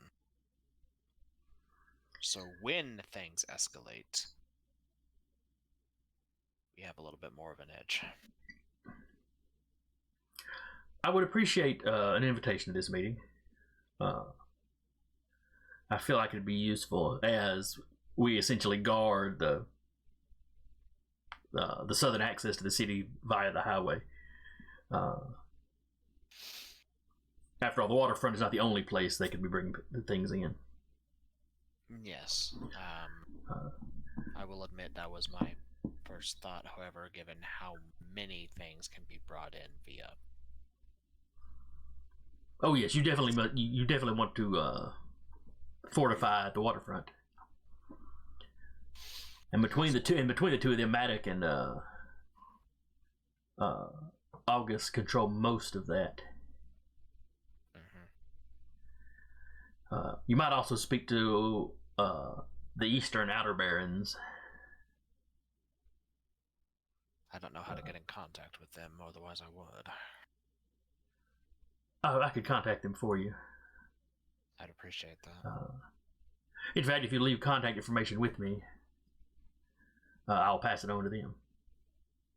He'll write down his... This is an important line burner phone number. But and he'll hand that to Sebastian. Excellent. The other thing is,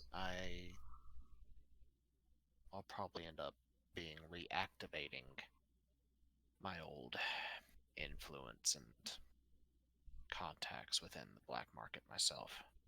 Mm-hmm. You've been here long enough, you probably know the stories I carved out for myself there when I was still mortal. Yes, you were quite involved with the gang culture in the city. Plan on leveraging that to see if we can identify any of those that are influenced by Camarilla contacts. See if we can't isolate or slowly unentwine them. Very good. There's one thing I learned when I was still waging wars as a mortal is no matter how well armed you are, how strong you are, what forces you bring to bear, no war can truly last without logistics. If you run out... Many battles have been lost due to cut supply lines.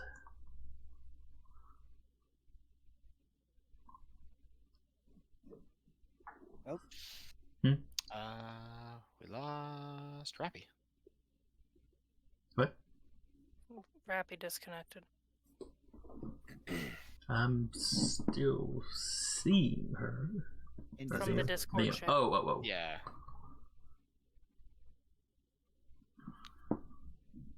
This is just the night for our services to be. Yeah, I don't know what's up. Of course, it's our game. Looks like they know. Yeah. Yep. I was trying to find. Please hold as a Malkavian reconnects. I didn't realize it disconnected me. I was like, I wonder, everybody was talking, then it got really, really quiet.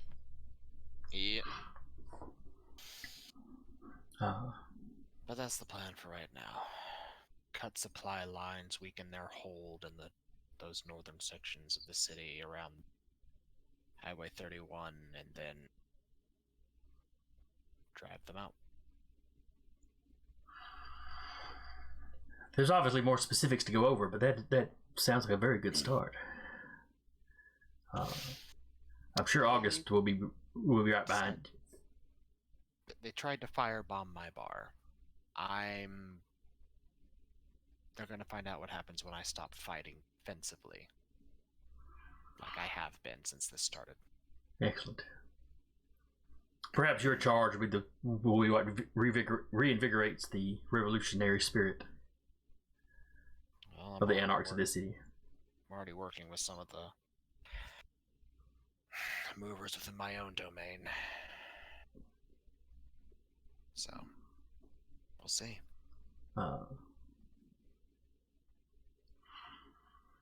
About this time, you hear a little commotion coming from somewhere else in the building.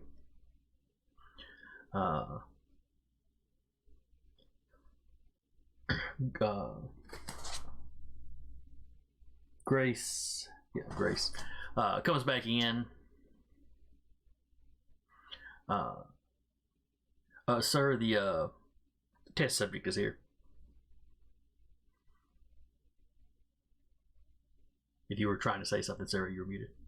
No, just me to myself. Test subject. It's like, oh, very good.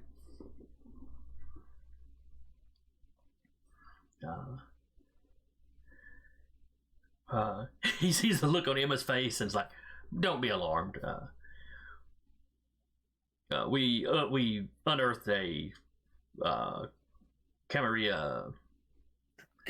I hesitate to say spy, scout, perhaps. And we're going to give him an opportunity to survive the night."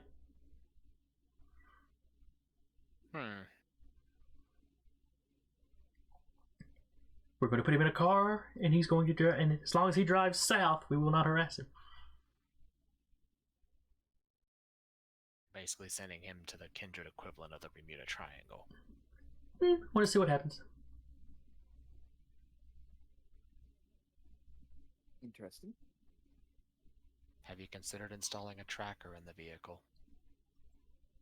No, but I believe someone was setting up a camera or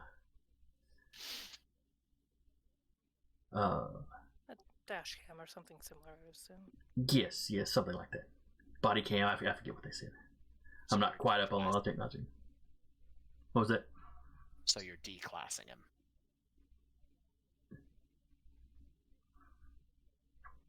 Cologne doesn't look like what he doesn't know what you're talking about. I forget, not everybody likes to read the SCP Foundation wiki like I do. I am unfamiliar with this foundation. Might want to look into it, it's interesting. All kinds of interesting, nifty things, like gods and demons. And... Going to give them another bit. It's a good read. Like the giant lizard that can't ever die, no matter what you throw at it. Fictional information, but entertaining nonetheless. But I see. Kyle internally, let me have my fun messing with the Malks, damn it. Emma, like, please don't mess with the mouth too much. We need to walk out of here.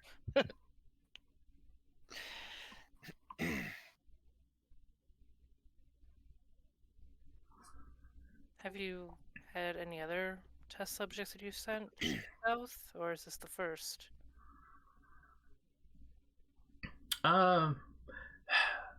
He's not the first. It's not something we do often, though. I mean, you only catch spies every so often. We're certainly not sending any anarchs down there in this manner. Of course not. And, if he makes it through, well, then, Is he instructed to return should he make it through, or how are you retrieving the data? Or is it streamed to a device? I forget exactly how they said it works, but yes, it's being broadcast directly to a device of ours. Okay. Not through the World Wide Web, though. Secure trans, yes, of course. They said it's encoded, encrypted. Can't be too careful with the Second Inquisition. Of course.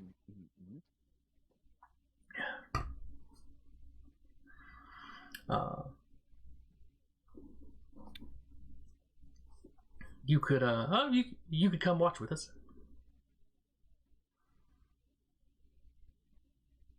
Sure. I'll watch. I did have a Got question a I needed to fascination with these kinds of things. Continue, sorry. ask. Yeah, I was like, there is a question I needed to ask you anyway, considering some events. Oh, certainly. The Primogen of the Nosferatu here. What do you know about him? Stafford? Yes. Old Ford's been here quite some time. He was... he'd been here perhaps 20 years when I came to the city. Been Primogen most of that time. Most of the time that I've been here, I should say. So a very old name. Yes. My understanding is he very badly wants to be prince. I mean, that could be said for a lot of people. But... Did he have any bad blood with Woodard? Or Bruja in particular? The Bruja in particular, no, not until this most recent schism between, not until the Bruja left the Camarilla. As far as the Bruja, Woodard, mostly he was amused when her little rebellion failed, or her little coup d'etat.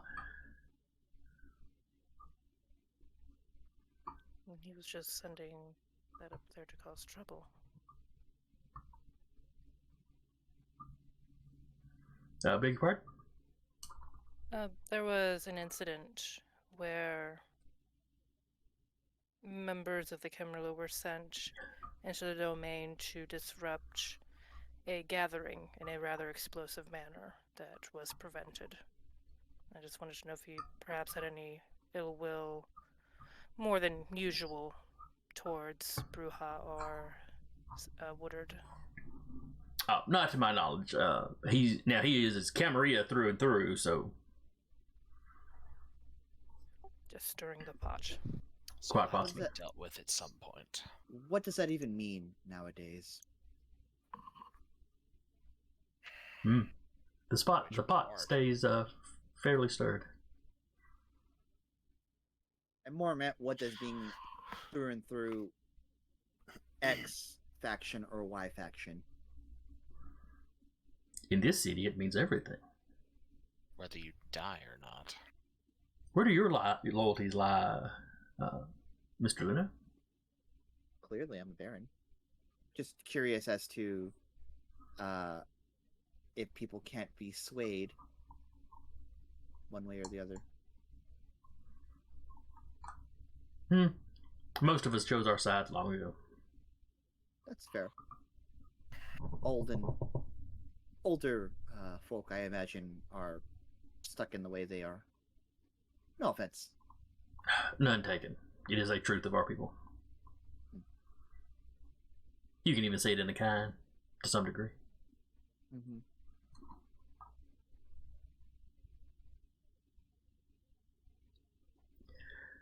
But if you would like, we're going to make a little drive down south. Not all the way to Hartselle, don't worry. Whatever it is appears to be constrained by the actual city limits. How interesting. It is interesting. Has anyone checked the wards or anything of a similar manner, perhaps? Well, I don't have a lot of contact with Tremere. They're kind of who you would need for some of that.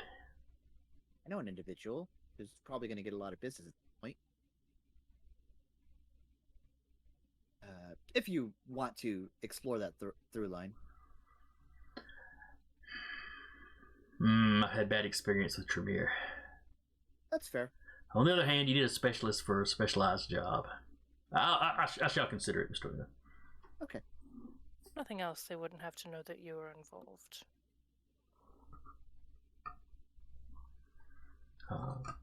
I suppose if you are certain that this Tremere is it has anarch leanings. As far as I know, he is in our domain, so That says nothing. I would be very careful. Oh, I am.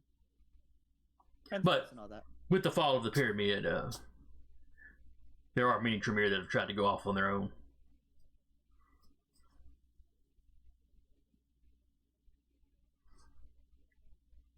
And what is this fellow's name? Solo. So a Tremere that has gone off on his own, named Solo. Points for creativity, I suppose. Or is it simply fate? Or was that his name before and this is simply fate? Would not know. Try not to look into the metaphysical super often. Well, we're about Spiritual's to dive already head right first there. into it. Oh, this thing is... Whatever this thing hunting is, it's definitely corporeal in nature. How do you know? Call it a hunch.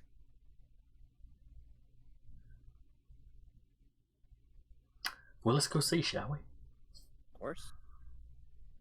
I assume we're following his vehicle. Or are we all piling into like the Malkavian minivan? The Malkmobile. Like the mystery machine. Do you have a place I can leave my motorcycle? Oh, we took the... Oh, you're leaving the... disconnecting it from the truck? Well, if he needs to go off-roading in this thing, he doesn't want that bouncing around in the back. Would have assumed he left it back at the bar. If you ask Cologne that, he'll, oh yes, certainly, just any parking place will be fine. My people will make sure it's not messed with. Can't help.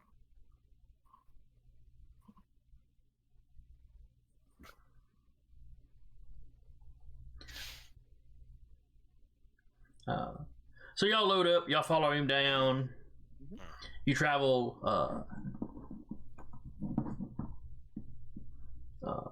out of the city.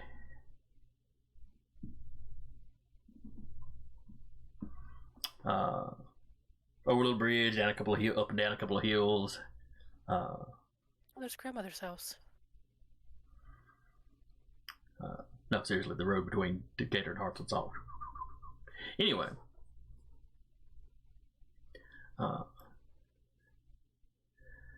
you pull down, and at the foot of this hill, there is a Conoco gas station.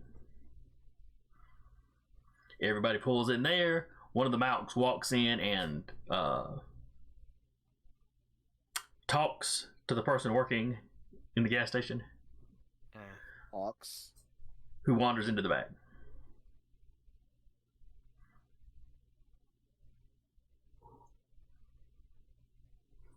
He's like, don't worry, we've used this place several times. Kyle just goes over to the register, types in what is effectively free gas for him, and he fills up his truck. I respect it. Gas prices are annoying. Even now. Cologne just sort of rolls his eyes. Emma will put the cash down into the till and just kind of side eye, like, come on.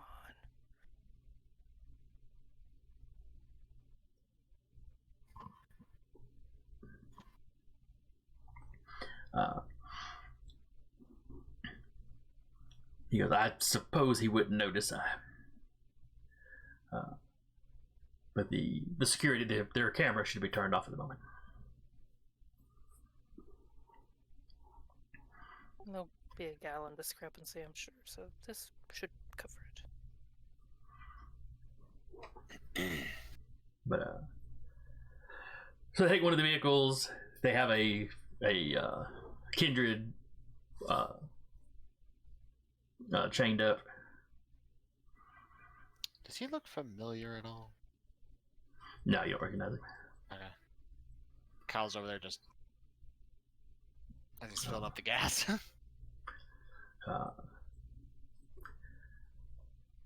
Sebastian tells you, yes, we caught him nosing around, not in our domain proper, but just outside of it.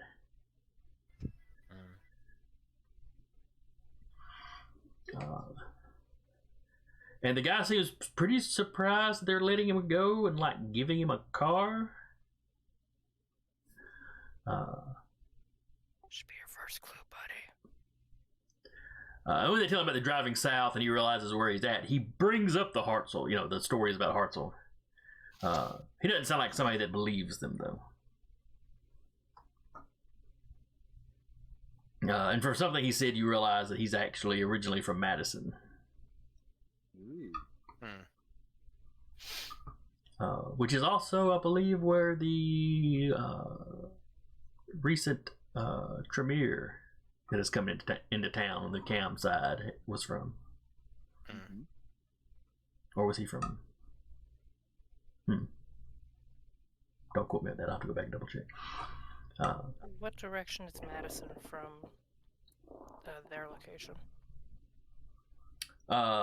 Madison City is right next to Huntsville. Yeah, I think it's west. Madison, Okay. Huntsville. West of Huntsville, yes. It's still north and east from Decatur, though. Okay.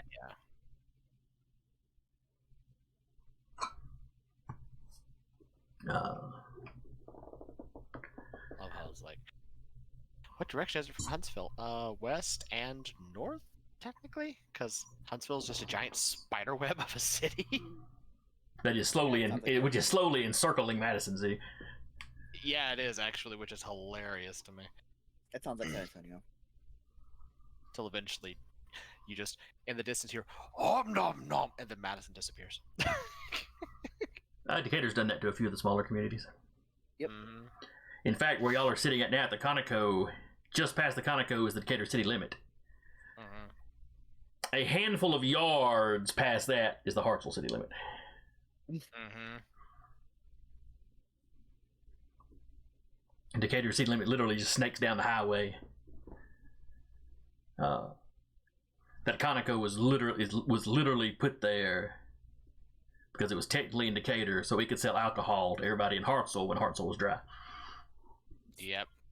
That sounds about right. I'd be working at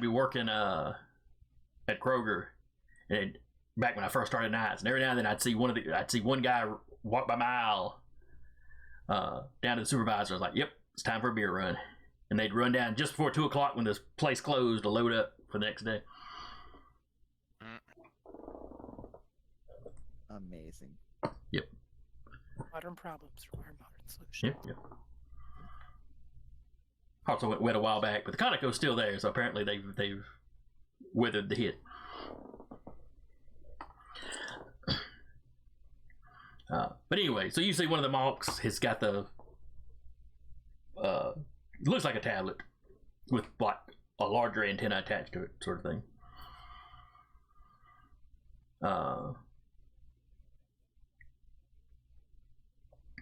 There is it's a dash cam. It's got sound. It's looking out the front window. The fellow drives. He goes up that little hill, over the hill, and I mean, just barely physically out of sight from you. When in the video, there's like a flash back behind the camera. You know, the glare on the windshield. You hear the Kindred driving scream or yell out in surprise. And then there's a kind of rushing, whooshing noise, and the camera goes dead. Nice. You're pretty sure you heard that Kindred starting to actually scream about that same time. But Well, if Emma has heightened senses up, she'd probably hear it actually. Yeah, she probably would have thrown them on. And most of you can hear the car crash. Emma in particular, sounds like it veered off the road, probably into a pole, one of the telephone poles or something. But there's also the sound of like the gas catching on fire. It doesn't go up in a big Hollywood-style explosion, but the car is clearly burning. But you think you heard the whoosh and the fiery sounds before it hit. How interesting. Cologne nods. It's interesting, but not as informative as I'd hoped.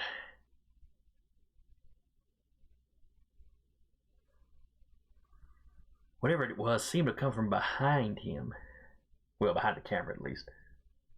Almost like it knows it was being watched. Perhaps, or perhaps it was simply chasing the car. This was not as useful as I'd hoped. Perhaps in the future, if the experiment's repeated, cameras at all angles. Dash cams aren't that expensive. Oh yes, the cost is not the issue.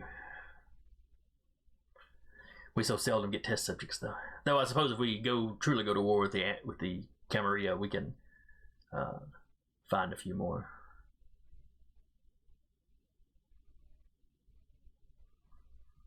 I wonder if it would get the same reaction from a ghoul.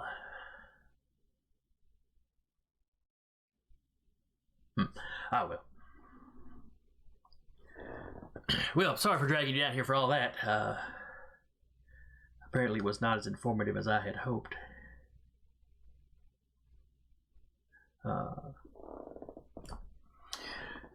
We should probably leave before the police arrive. There are enough houses around here, someone's bound to have heard it. Perhaps. Quick question. Mm-hmm. Given this is a long shot, so feel free to shoot it down. Given the Gangrel's connection to the more primal side of the supernatural, is there anything that's twinging Kyle's sort of beast at all, or just nothing he'd notice? If anything, only that sound of that fire. Okay. And that's more of just kind of a shudder down your back sort of feeling. Mm-hmm. Alright, yeah, like I said, probably a long shot, but I figured I'd ask.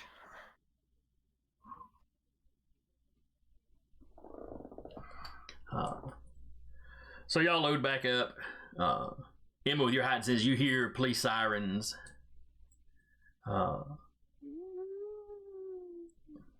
she'll pass it on. Oh, they're already on their way. That's a really fast response time. More responsive here than they are over by Kyle's area.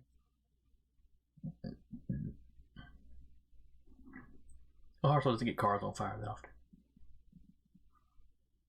I have literally seen 3 police officers pull up. I mean, just burning rubber to get there because the alarm at the chicken place went off.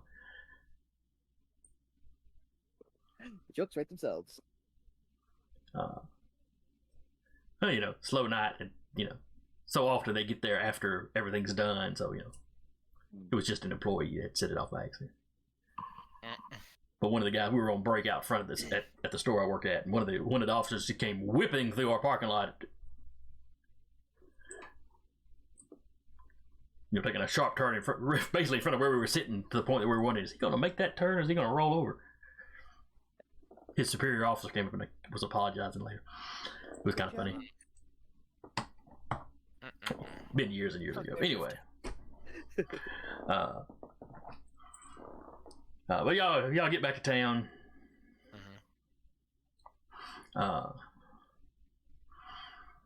As you pull back in, you get messages. You get a couple of texts from one from Kincaid, one from Miles, even one from Ada. Okay. That's concerning. Are they all saying the same thing?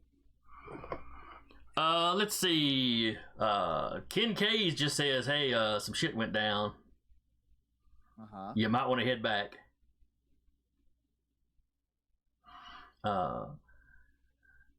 Miles, his comes specifically to Kyle.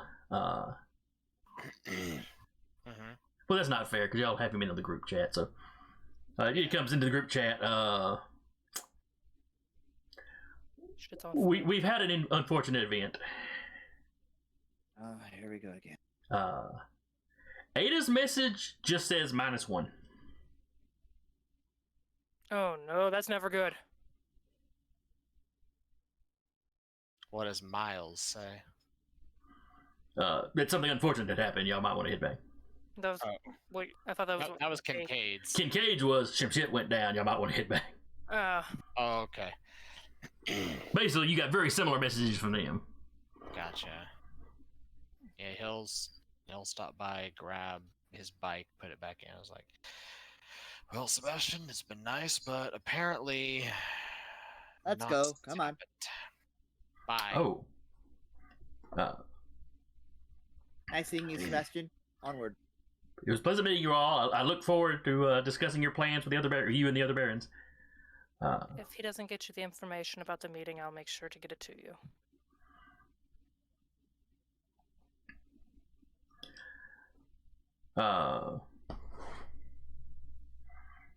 The disturbed fellow, what did I say his name was?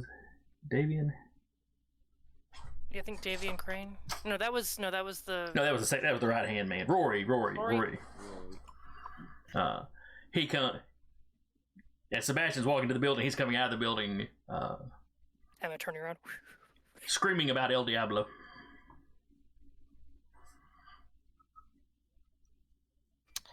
You hear a tirade of Spanish from Egidio, like, motherfuckers using my language to say that shit.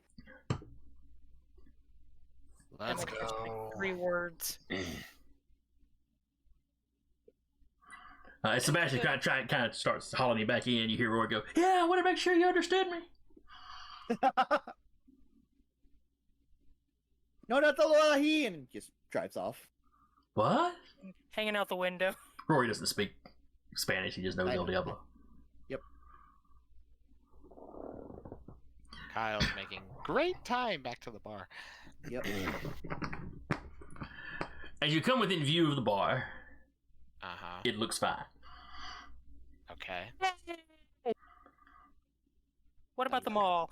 The mall is also not on fire. What's on fire? Oh, okay. Jason, this is how well you trained my brain, because I first thought you said the mall is also on fire. No, it's also not on fire. I'm like, wait, what? Everything looks fine as you pull in.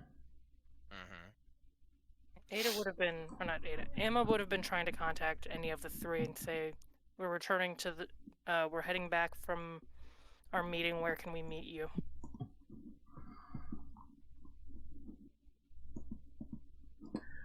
They are up.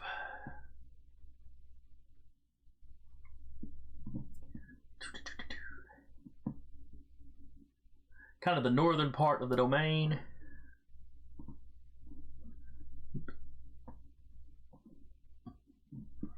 On the Westmead Drive, they give you whoever you contact with any of the 3, give you the location up there. You know, street address. Hey, Kyle, just seeing things look fine. Slows, checks phones, goes through the cameras inside the bar to make sure things are fine. Emma just gives the address. Are they? Oh yes. Nothing. Nobody's been in or out since you've been in and out. Okay. Keeps driving to that location then. Do you have your dog with you, or did you leave him somewhere? He has the dog. Okay.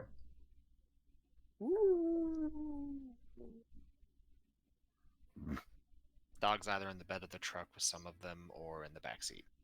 One of the 2. As you pull up to the house and get out, what's the dog's name? Shiloh. Shiloh seems tense. He's sniffing the air a lot.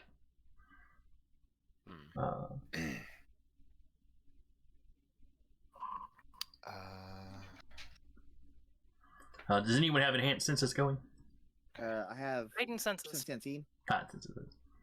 I have sense the unseen. I have none of that. Okay. Yeah, I caught that. Okay, cool. Yeah. Just in case a fight breaks out, he'll be able to shrug off superficial damage. Emma's already going shit, walking towards the door. There. From within the...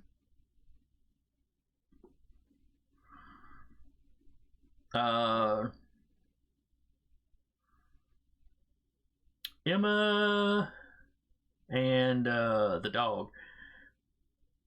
Both start. You're pretty sure it's coming from back up behind the house. The dog is like running around to the side gate. I see. She'll adjust and follow the dog. Yeah, Kyle's following the dog. He gets to the gate and he's barking.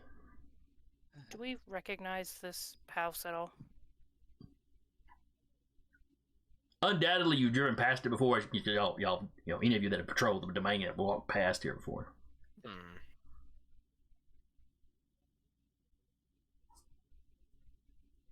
Shiloh, heal. He quiets down. Quiet enough that she figures probably, other vampires could hear. Ada, Kincaid, Miles. You hear Ada's, oh yes, we're all back here. Just pushes open the gate at that point. They're standing around a charred body.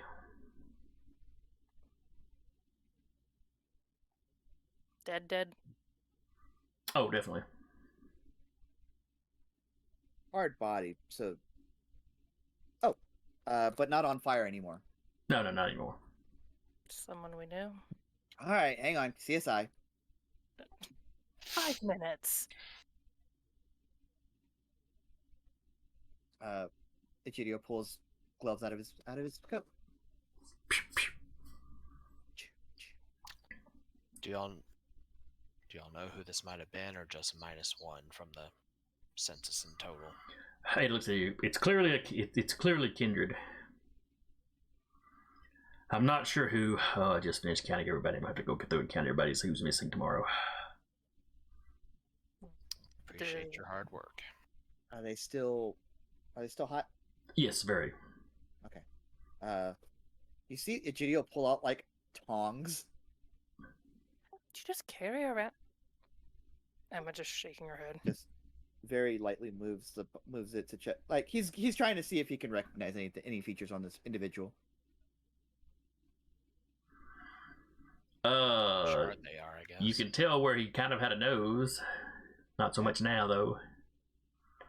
I'm also looking. I know.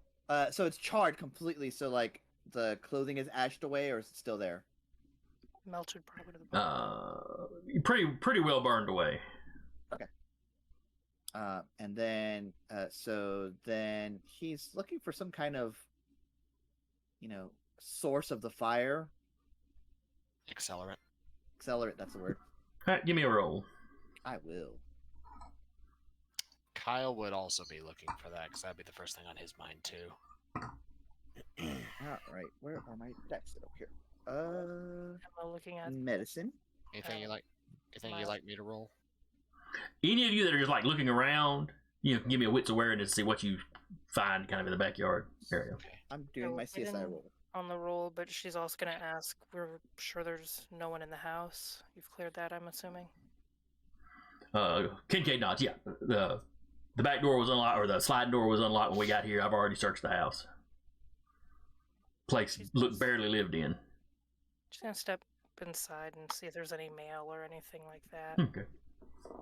I got What's awareness? 4 successes on my medicine.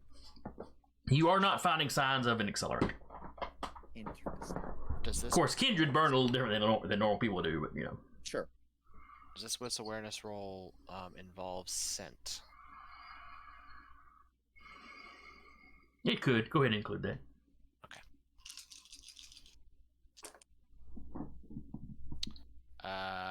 Only 1 success. I don't see an accelerant. Same. One success. One success. I don't see an accelerant. Yeah, go ahead. Fortunately, this isn't a contest against anybody, because look who showed up again. Oh, nice. So no accelerant, but so that leads me to believe, and I think Egidio's saying this out loud. No accelerant, so it had to have been something that sets a kindred on fire. What do we have any ideas of something that just sets them on fire by looking at it, like sunlight? Did you find him here, like in this spot? Yes, and you can see where some of the grass is burned around him as well. Emma from inside, still with heightened senses. Tremere? Ada responds, "Oh yes, certain Tremere could do it. Not all of us can throw fire, but some of us can." High-powered ask with Tremere. All of us? Does Emma say that? To myself I said that. Oh, okay. Because she'd never revealed... Actually, Kyle would go, us? Yes, Tremere. Well, now I know. What, did you assume I was Ventrue because I hung out with a Ventrue? No. I That didn't is know kinda who you fucked were. Uh-huh. Now I know. But anyway, yes. Some of the Ventrue could do this with blood sorcery. Or, I mean, some of the Tremere could do this with blood sorcery. It's not my specialty, but... what was that, Mr. Lou? Enchanted armaments, blood curses.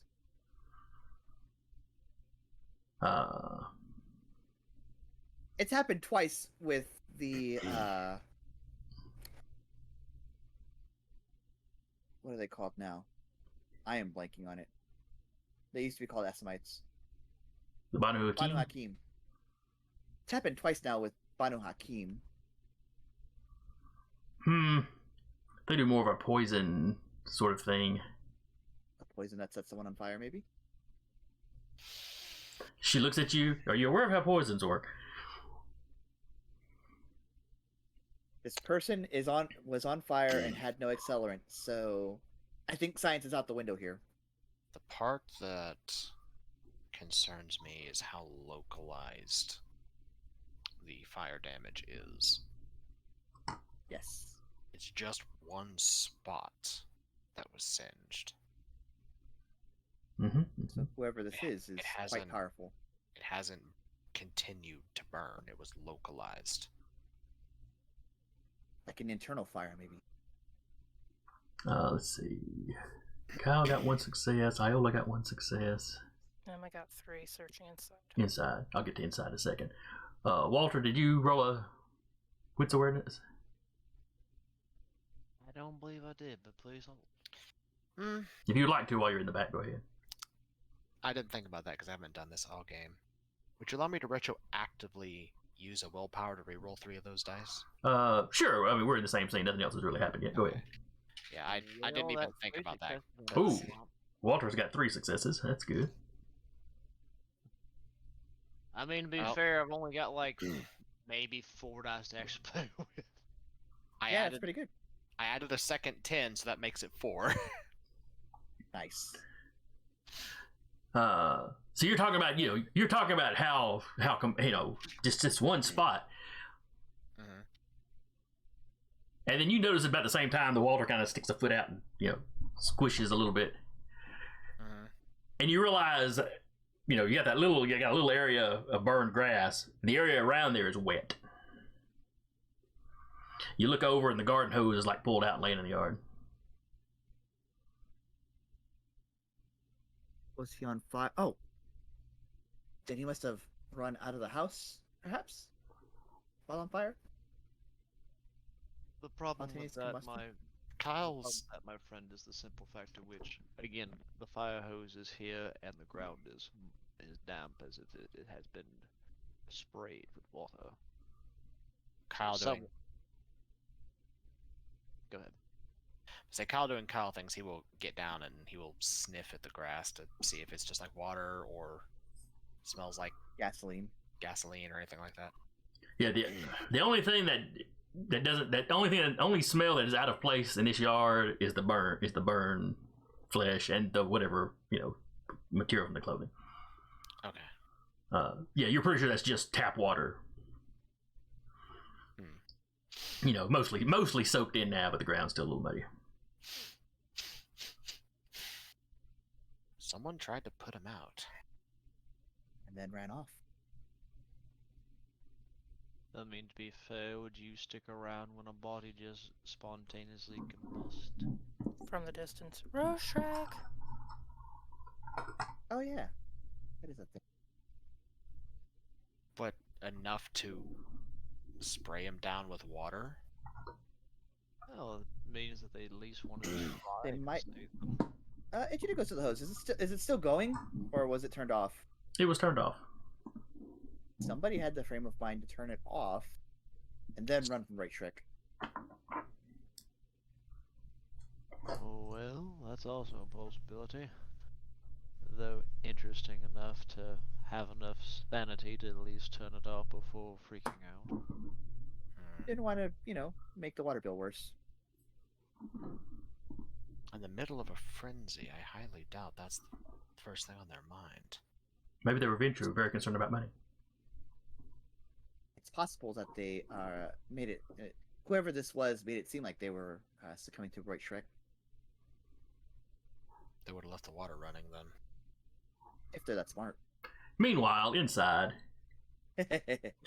Emma, you're searching the inside. There's no food in the refrigerator. Keep your house. There's a little bit of like paper trash in the trash cans. Well, it doesn't look like the kitchen's used for much of anything. The living room has got a TV. It looks pretty normal. All the furnishings of the house look pretty normal. You do find some mail addressed to an Annabella Berg. Annabella, is that like that? She'll put that in the pocket as she keeps looking.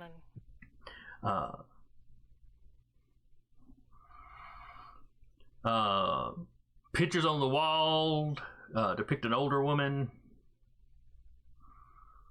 At least the more recent photographs. You see some of it, it's like her and some other ladies of about her age on a cruise. Or like at Stone Mountain over in Georgia, little vacation photos, like her and buddies running on vacation. Mm-hmm. Does the body, frame look anything like an old woman burned up in the yard? No, the person burned up in the yard was definitely male. Okay. What did Judy have clocked out with 4 successes? Yes. Okay. Male. Bone structure and all that. Yep. Mm-hmm. Are there any males in any of the photos, like grandson, anything like that? In some of the older pictures that you were assuming are probably family pictures when she was a kid, like she's got a dad or a brother or whatever. But none of the pictures that look more recent have anything like that. Maybe one or two of them is like, she's sitting there and there's like a couple sitting next to her or something, but, they're clearly coupled up. Yeah. Just do a quick glance of any remaining rooms for anywhere that Kindred may sleep during the day. Anyone else that may have lived here, just little stuff like that before heading back out. Okay. One of the bedrooms has got blackout curtains. Both over the windows, and then the bed itself has got curtained all around it. Think old-timey sick bed sort of thing. Mm-hmm. Any phones or technology?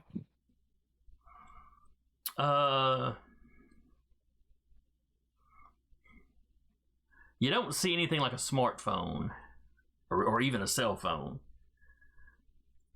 There's a cordless phone in the living room and then an old corded phone in that bedroom.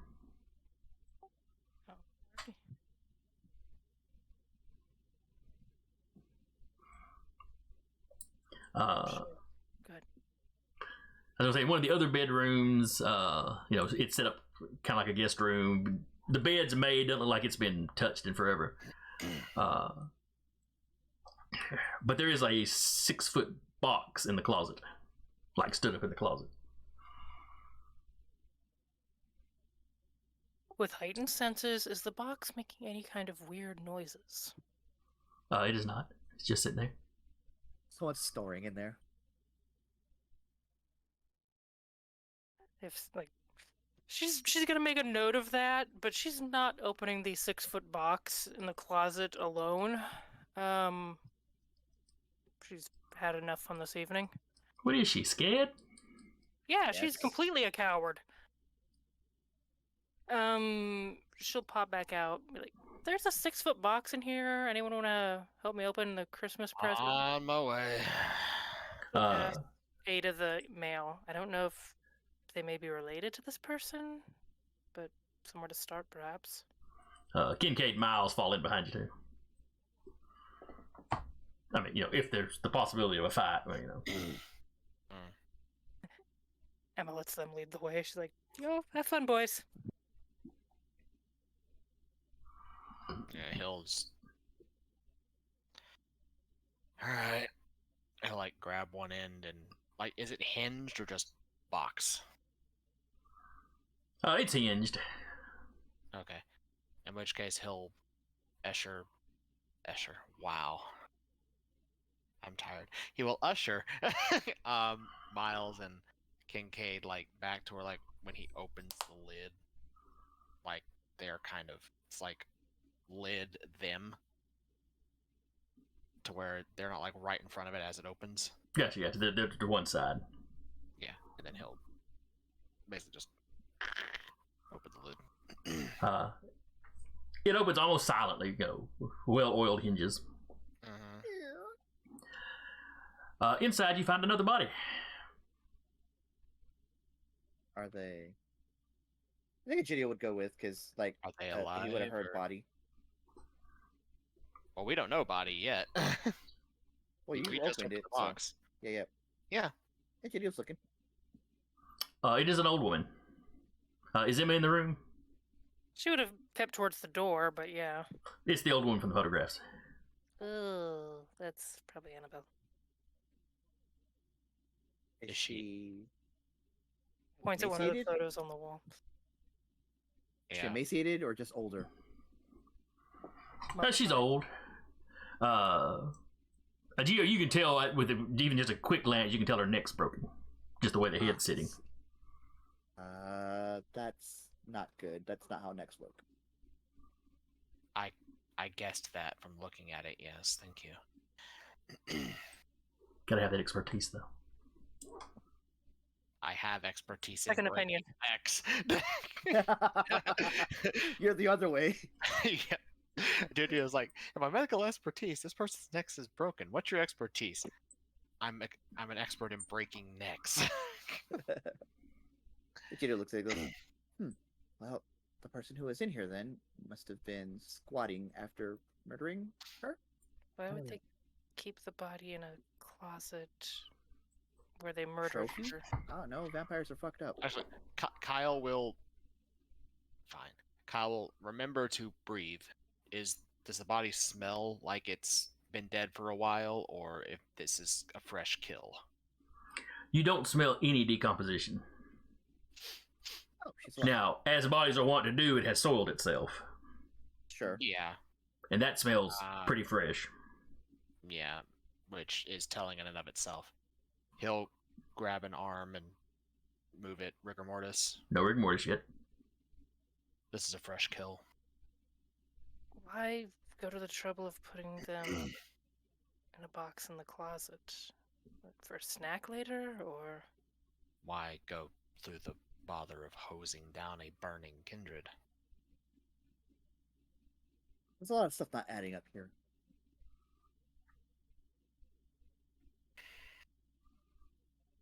Neither body is turning to ash yet, right? Kindred, as I recall, turn to ash as they start perishing. That depends on Yeah, their age. it depends on a lot of stuff.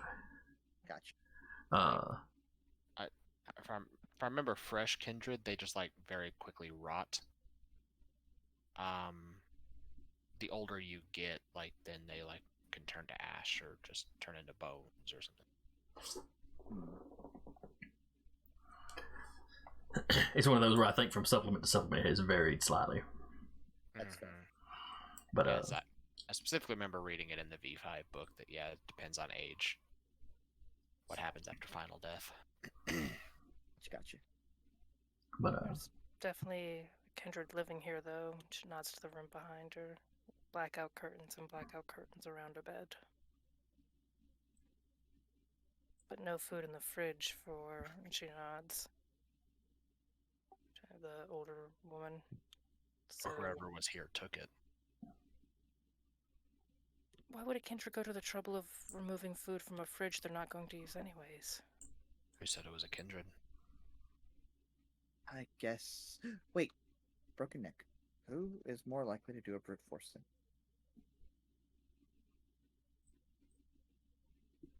Gangrel, I guess. I have the strength for it, but I'm more of an outlier.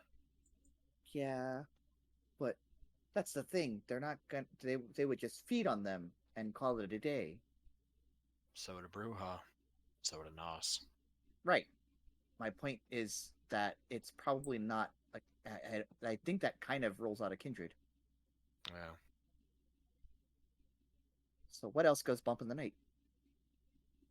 I really don't want to think about that. I do. Well, considering our lovely friend from the Wallace Barony was yelling about the devil. Okay, so a devil. Are there? Is anything coming to mind when now that I'm seeing somebody on fire? Also, it is 9:30, FYI. Yeah. Is there anything coming to mind when I think of somebody spontaneously combusting of any kindred other outside of Tremere, like going more occult? I mean. Let's see. There's of course rumors of the Bali. Yeah. Rumors of like independent demons. Mm-hmm. Lupine are a thing, though that doesn't really tie into the fire. Yep. That a GDO would know of. Yeah.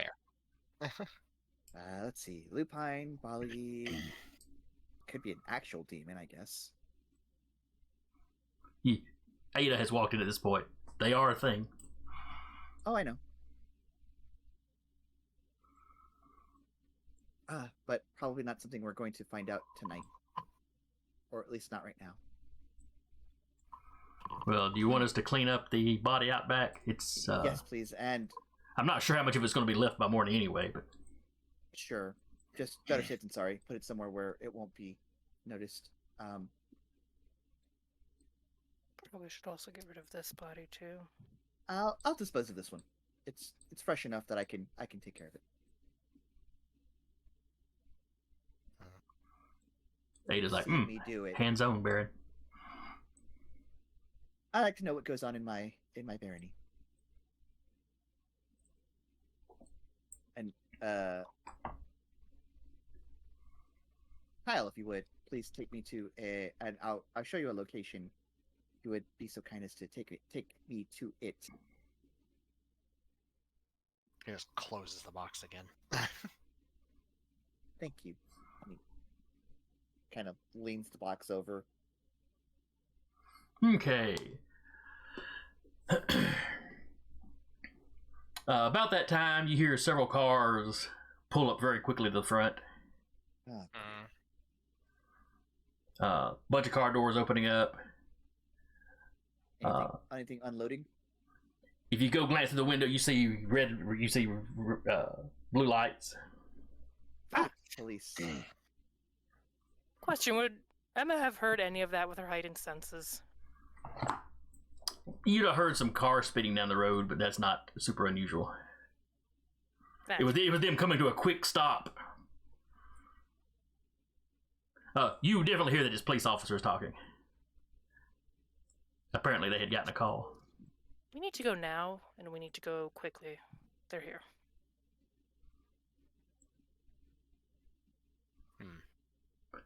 Kincaid's like, did y'all park out front? No. A little further down. Standard operating procedure. Yeah. Oh, who's for hopping a fence? Emma's already sneaking towards the door. Hopping the fence. I will activate my shadow shit.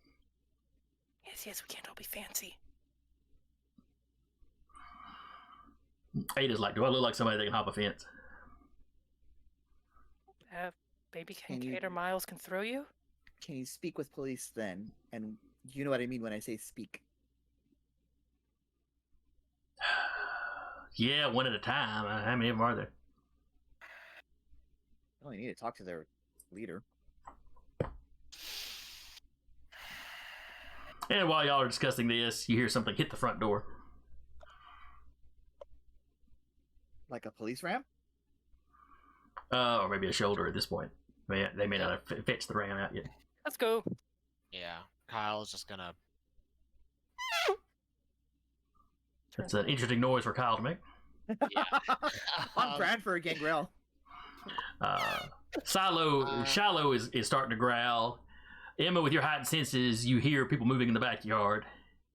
They're in the back. We need to make a decision now. Side windows. Oh crap! Is that a body? Let's go. He'll. Fuck. And this is where we're at. Okay. I was waiting for it. I was like, you're getting there, Jason. You're getting there. And build up the What build took too long? build it up, and insane. Oh, though I guess I do need to know if Iola and Walter had gone inside or not. At this point, probably not, because if they were outside, they could have ran like and hid. Okay. I mean, if Walter would have heard anything of car doors shutting or whatnot, oh no, that obfuscate would have been BAM! Alright, so we'll wrap here for now. Hope y'all had fun. I enjoyed it. Anybody that came by and watched, hopefully you could keep up with it with all the starting and stopping Twitch was doing. But hopefully you come back next week. Hopefully anybody that comes by and listens had fun and will join us next time. If you're looking for more games, there are more games on Dire Bear. Check the schedule below. I forget exactly who's running and not running right at the moment. A lot of them are bi-weekly too. And we will see y'all next time. Again, I was your storyteller for the evening, Jason, and with me was Duba as Walter, Eric as Kyle, Sarah as Emma, Jeremy as a GDO, and Rappy as Iola. And we will see y'all next time.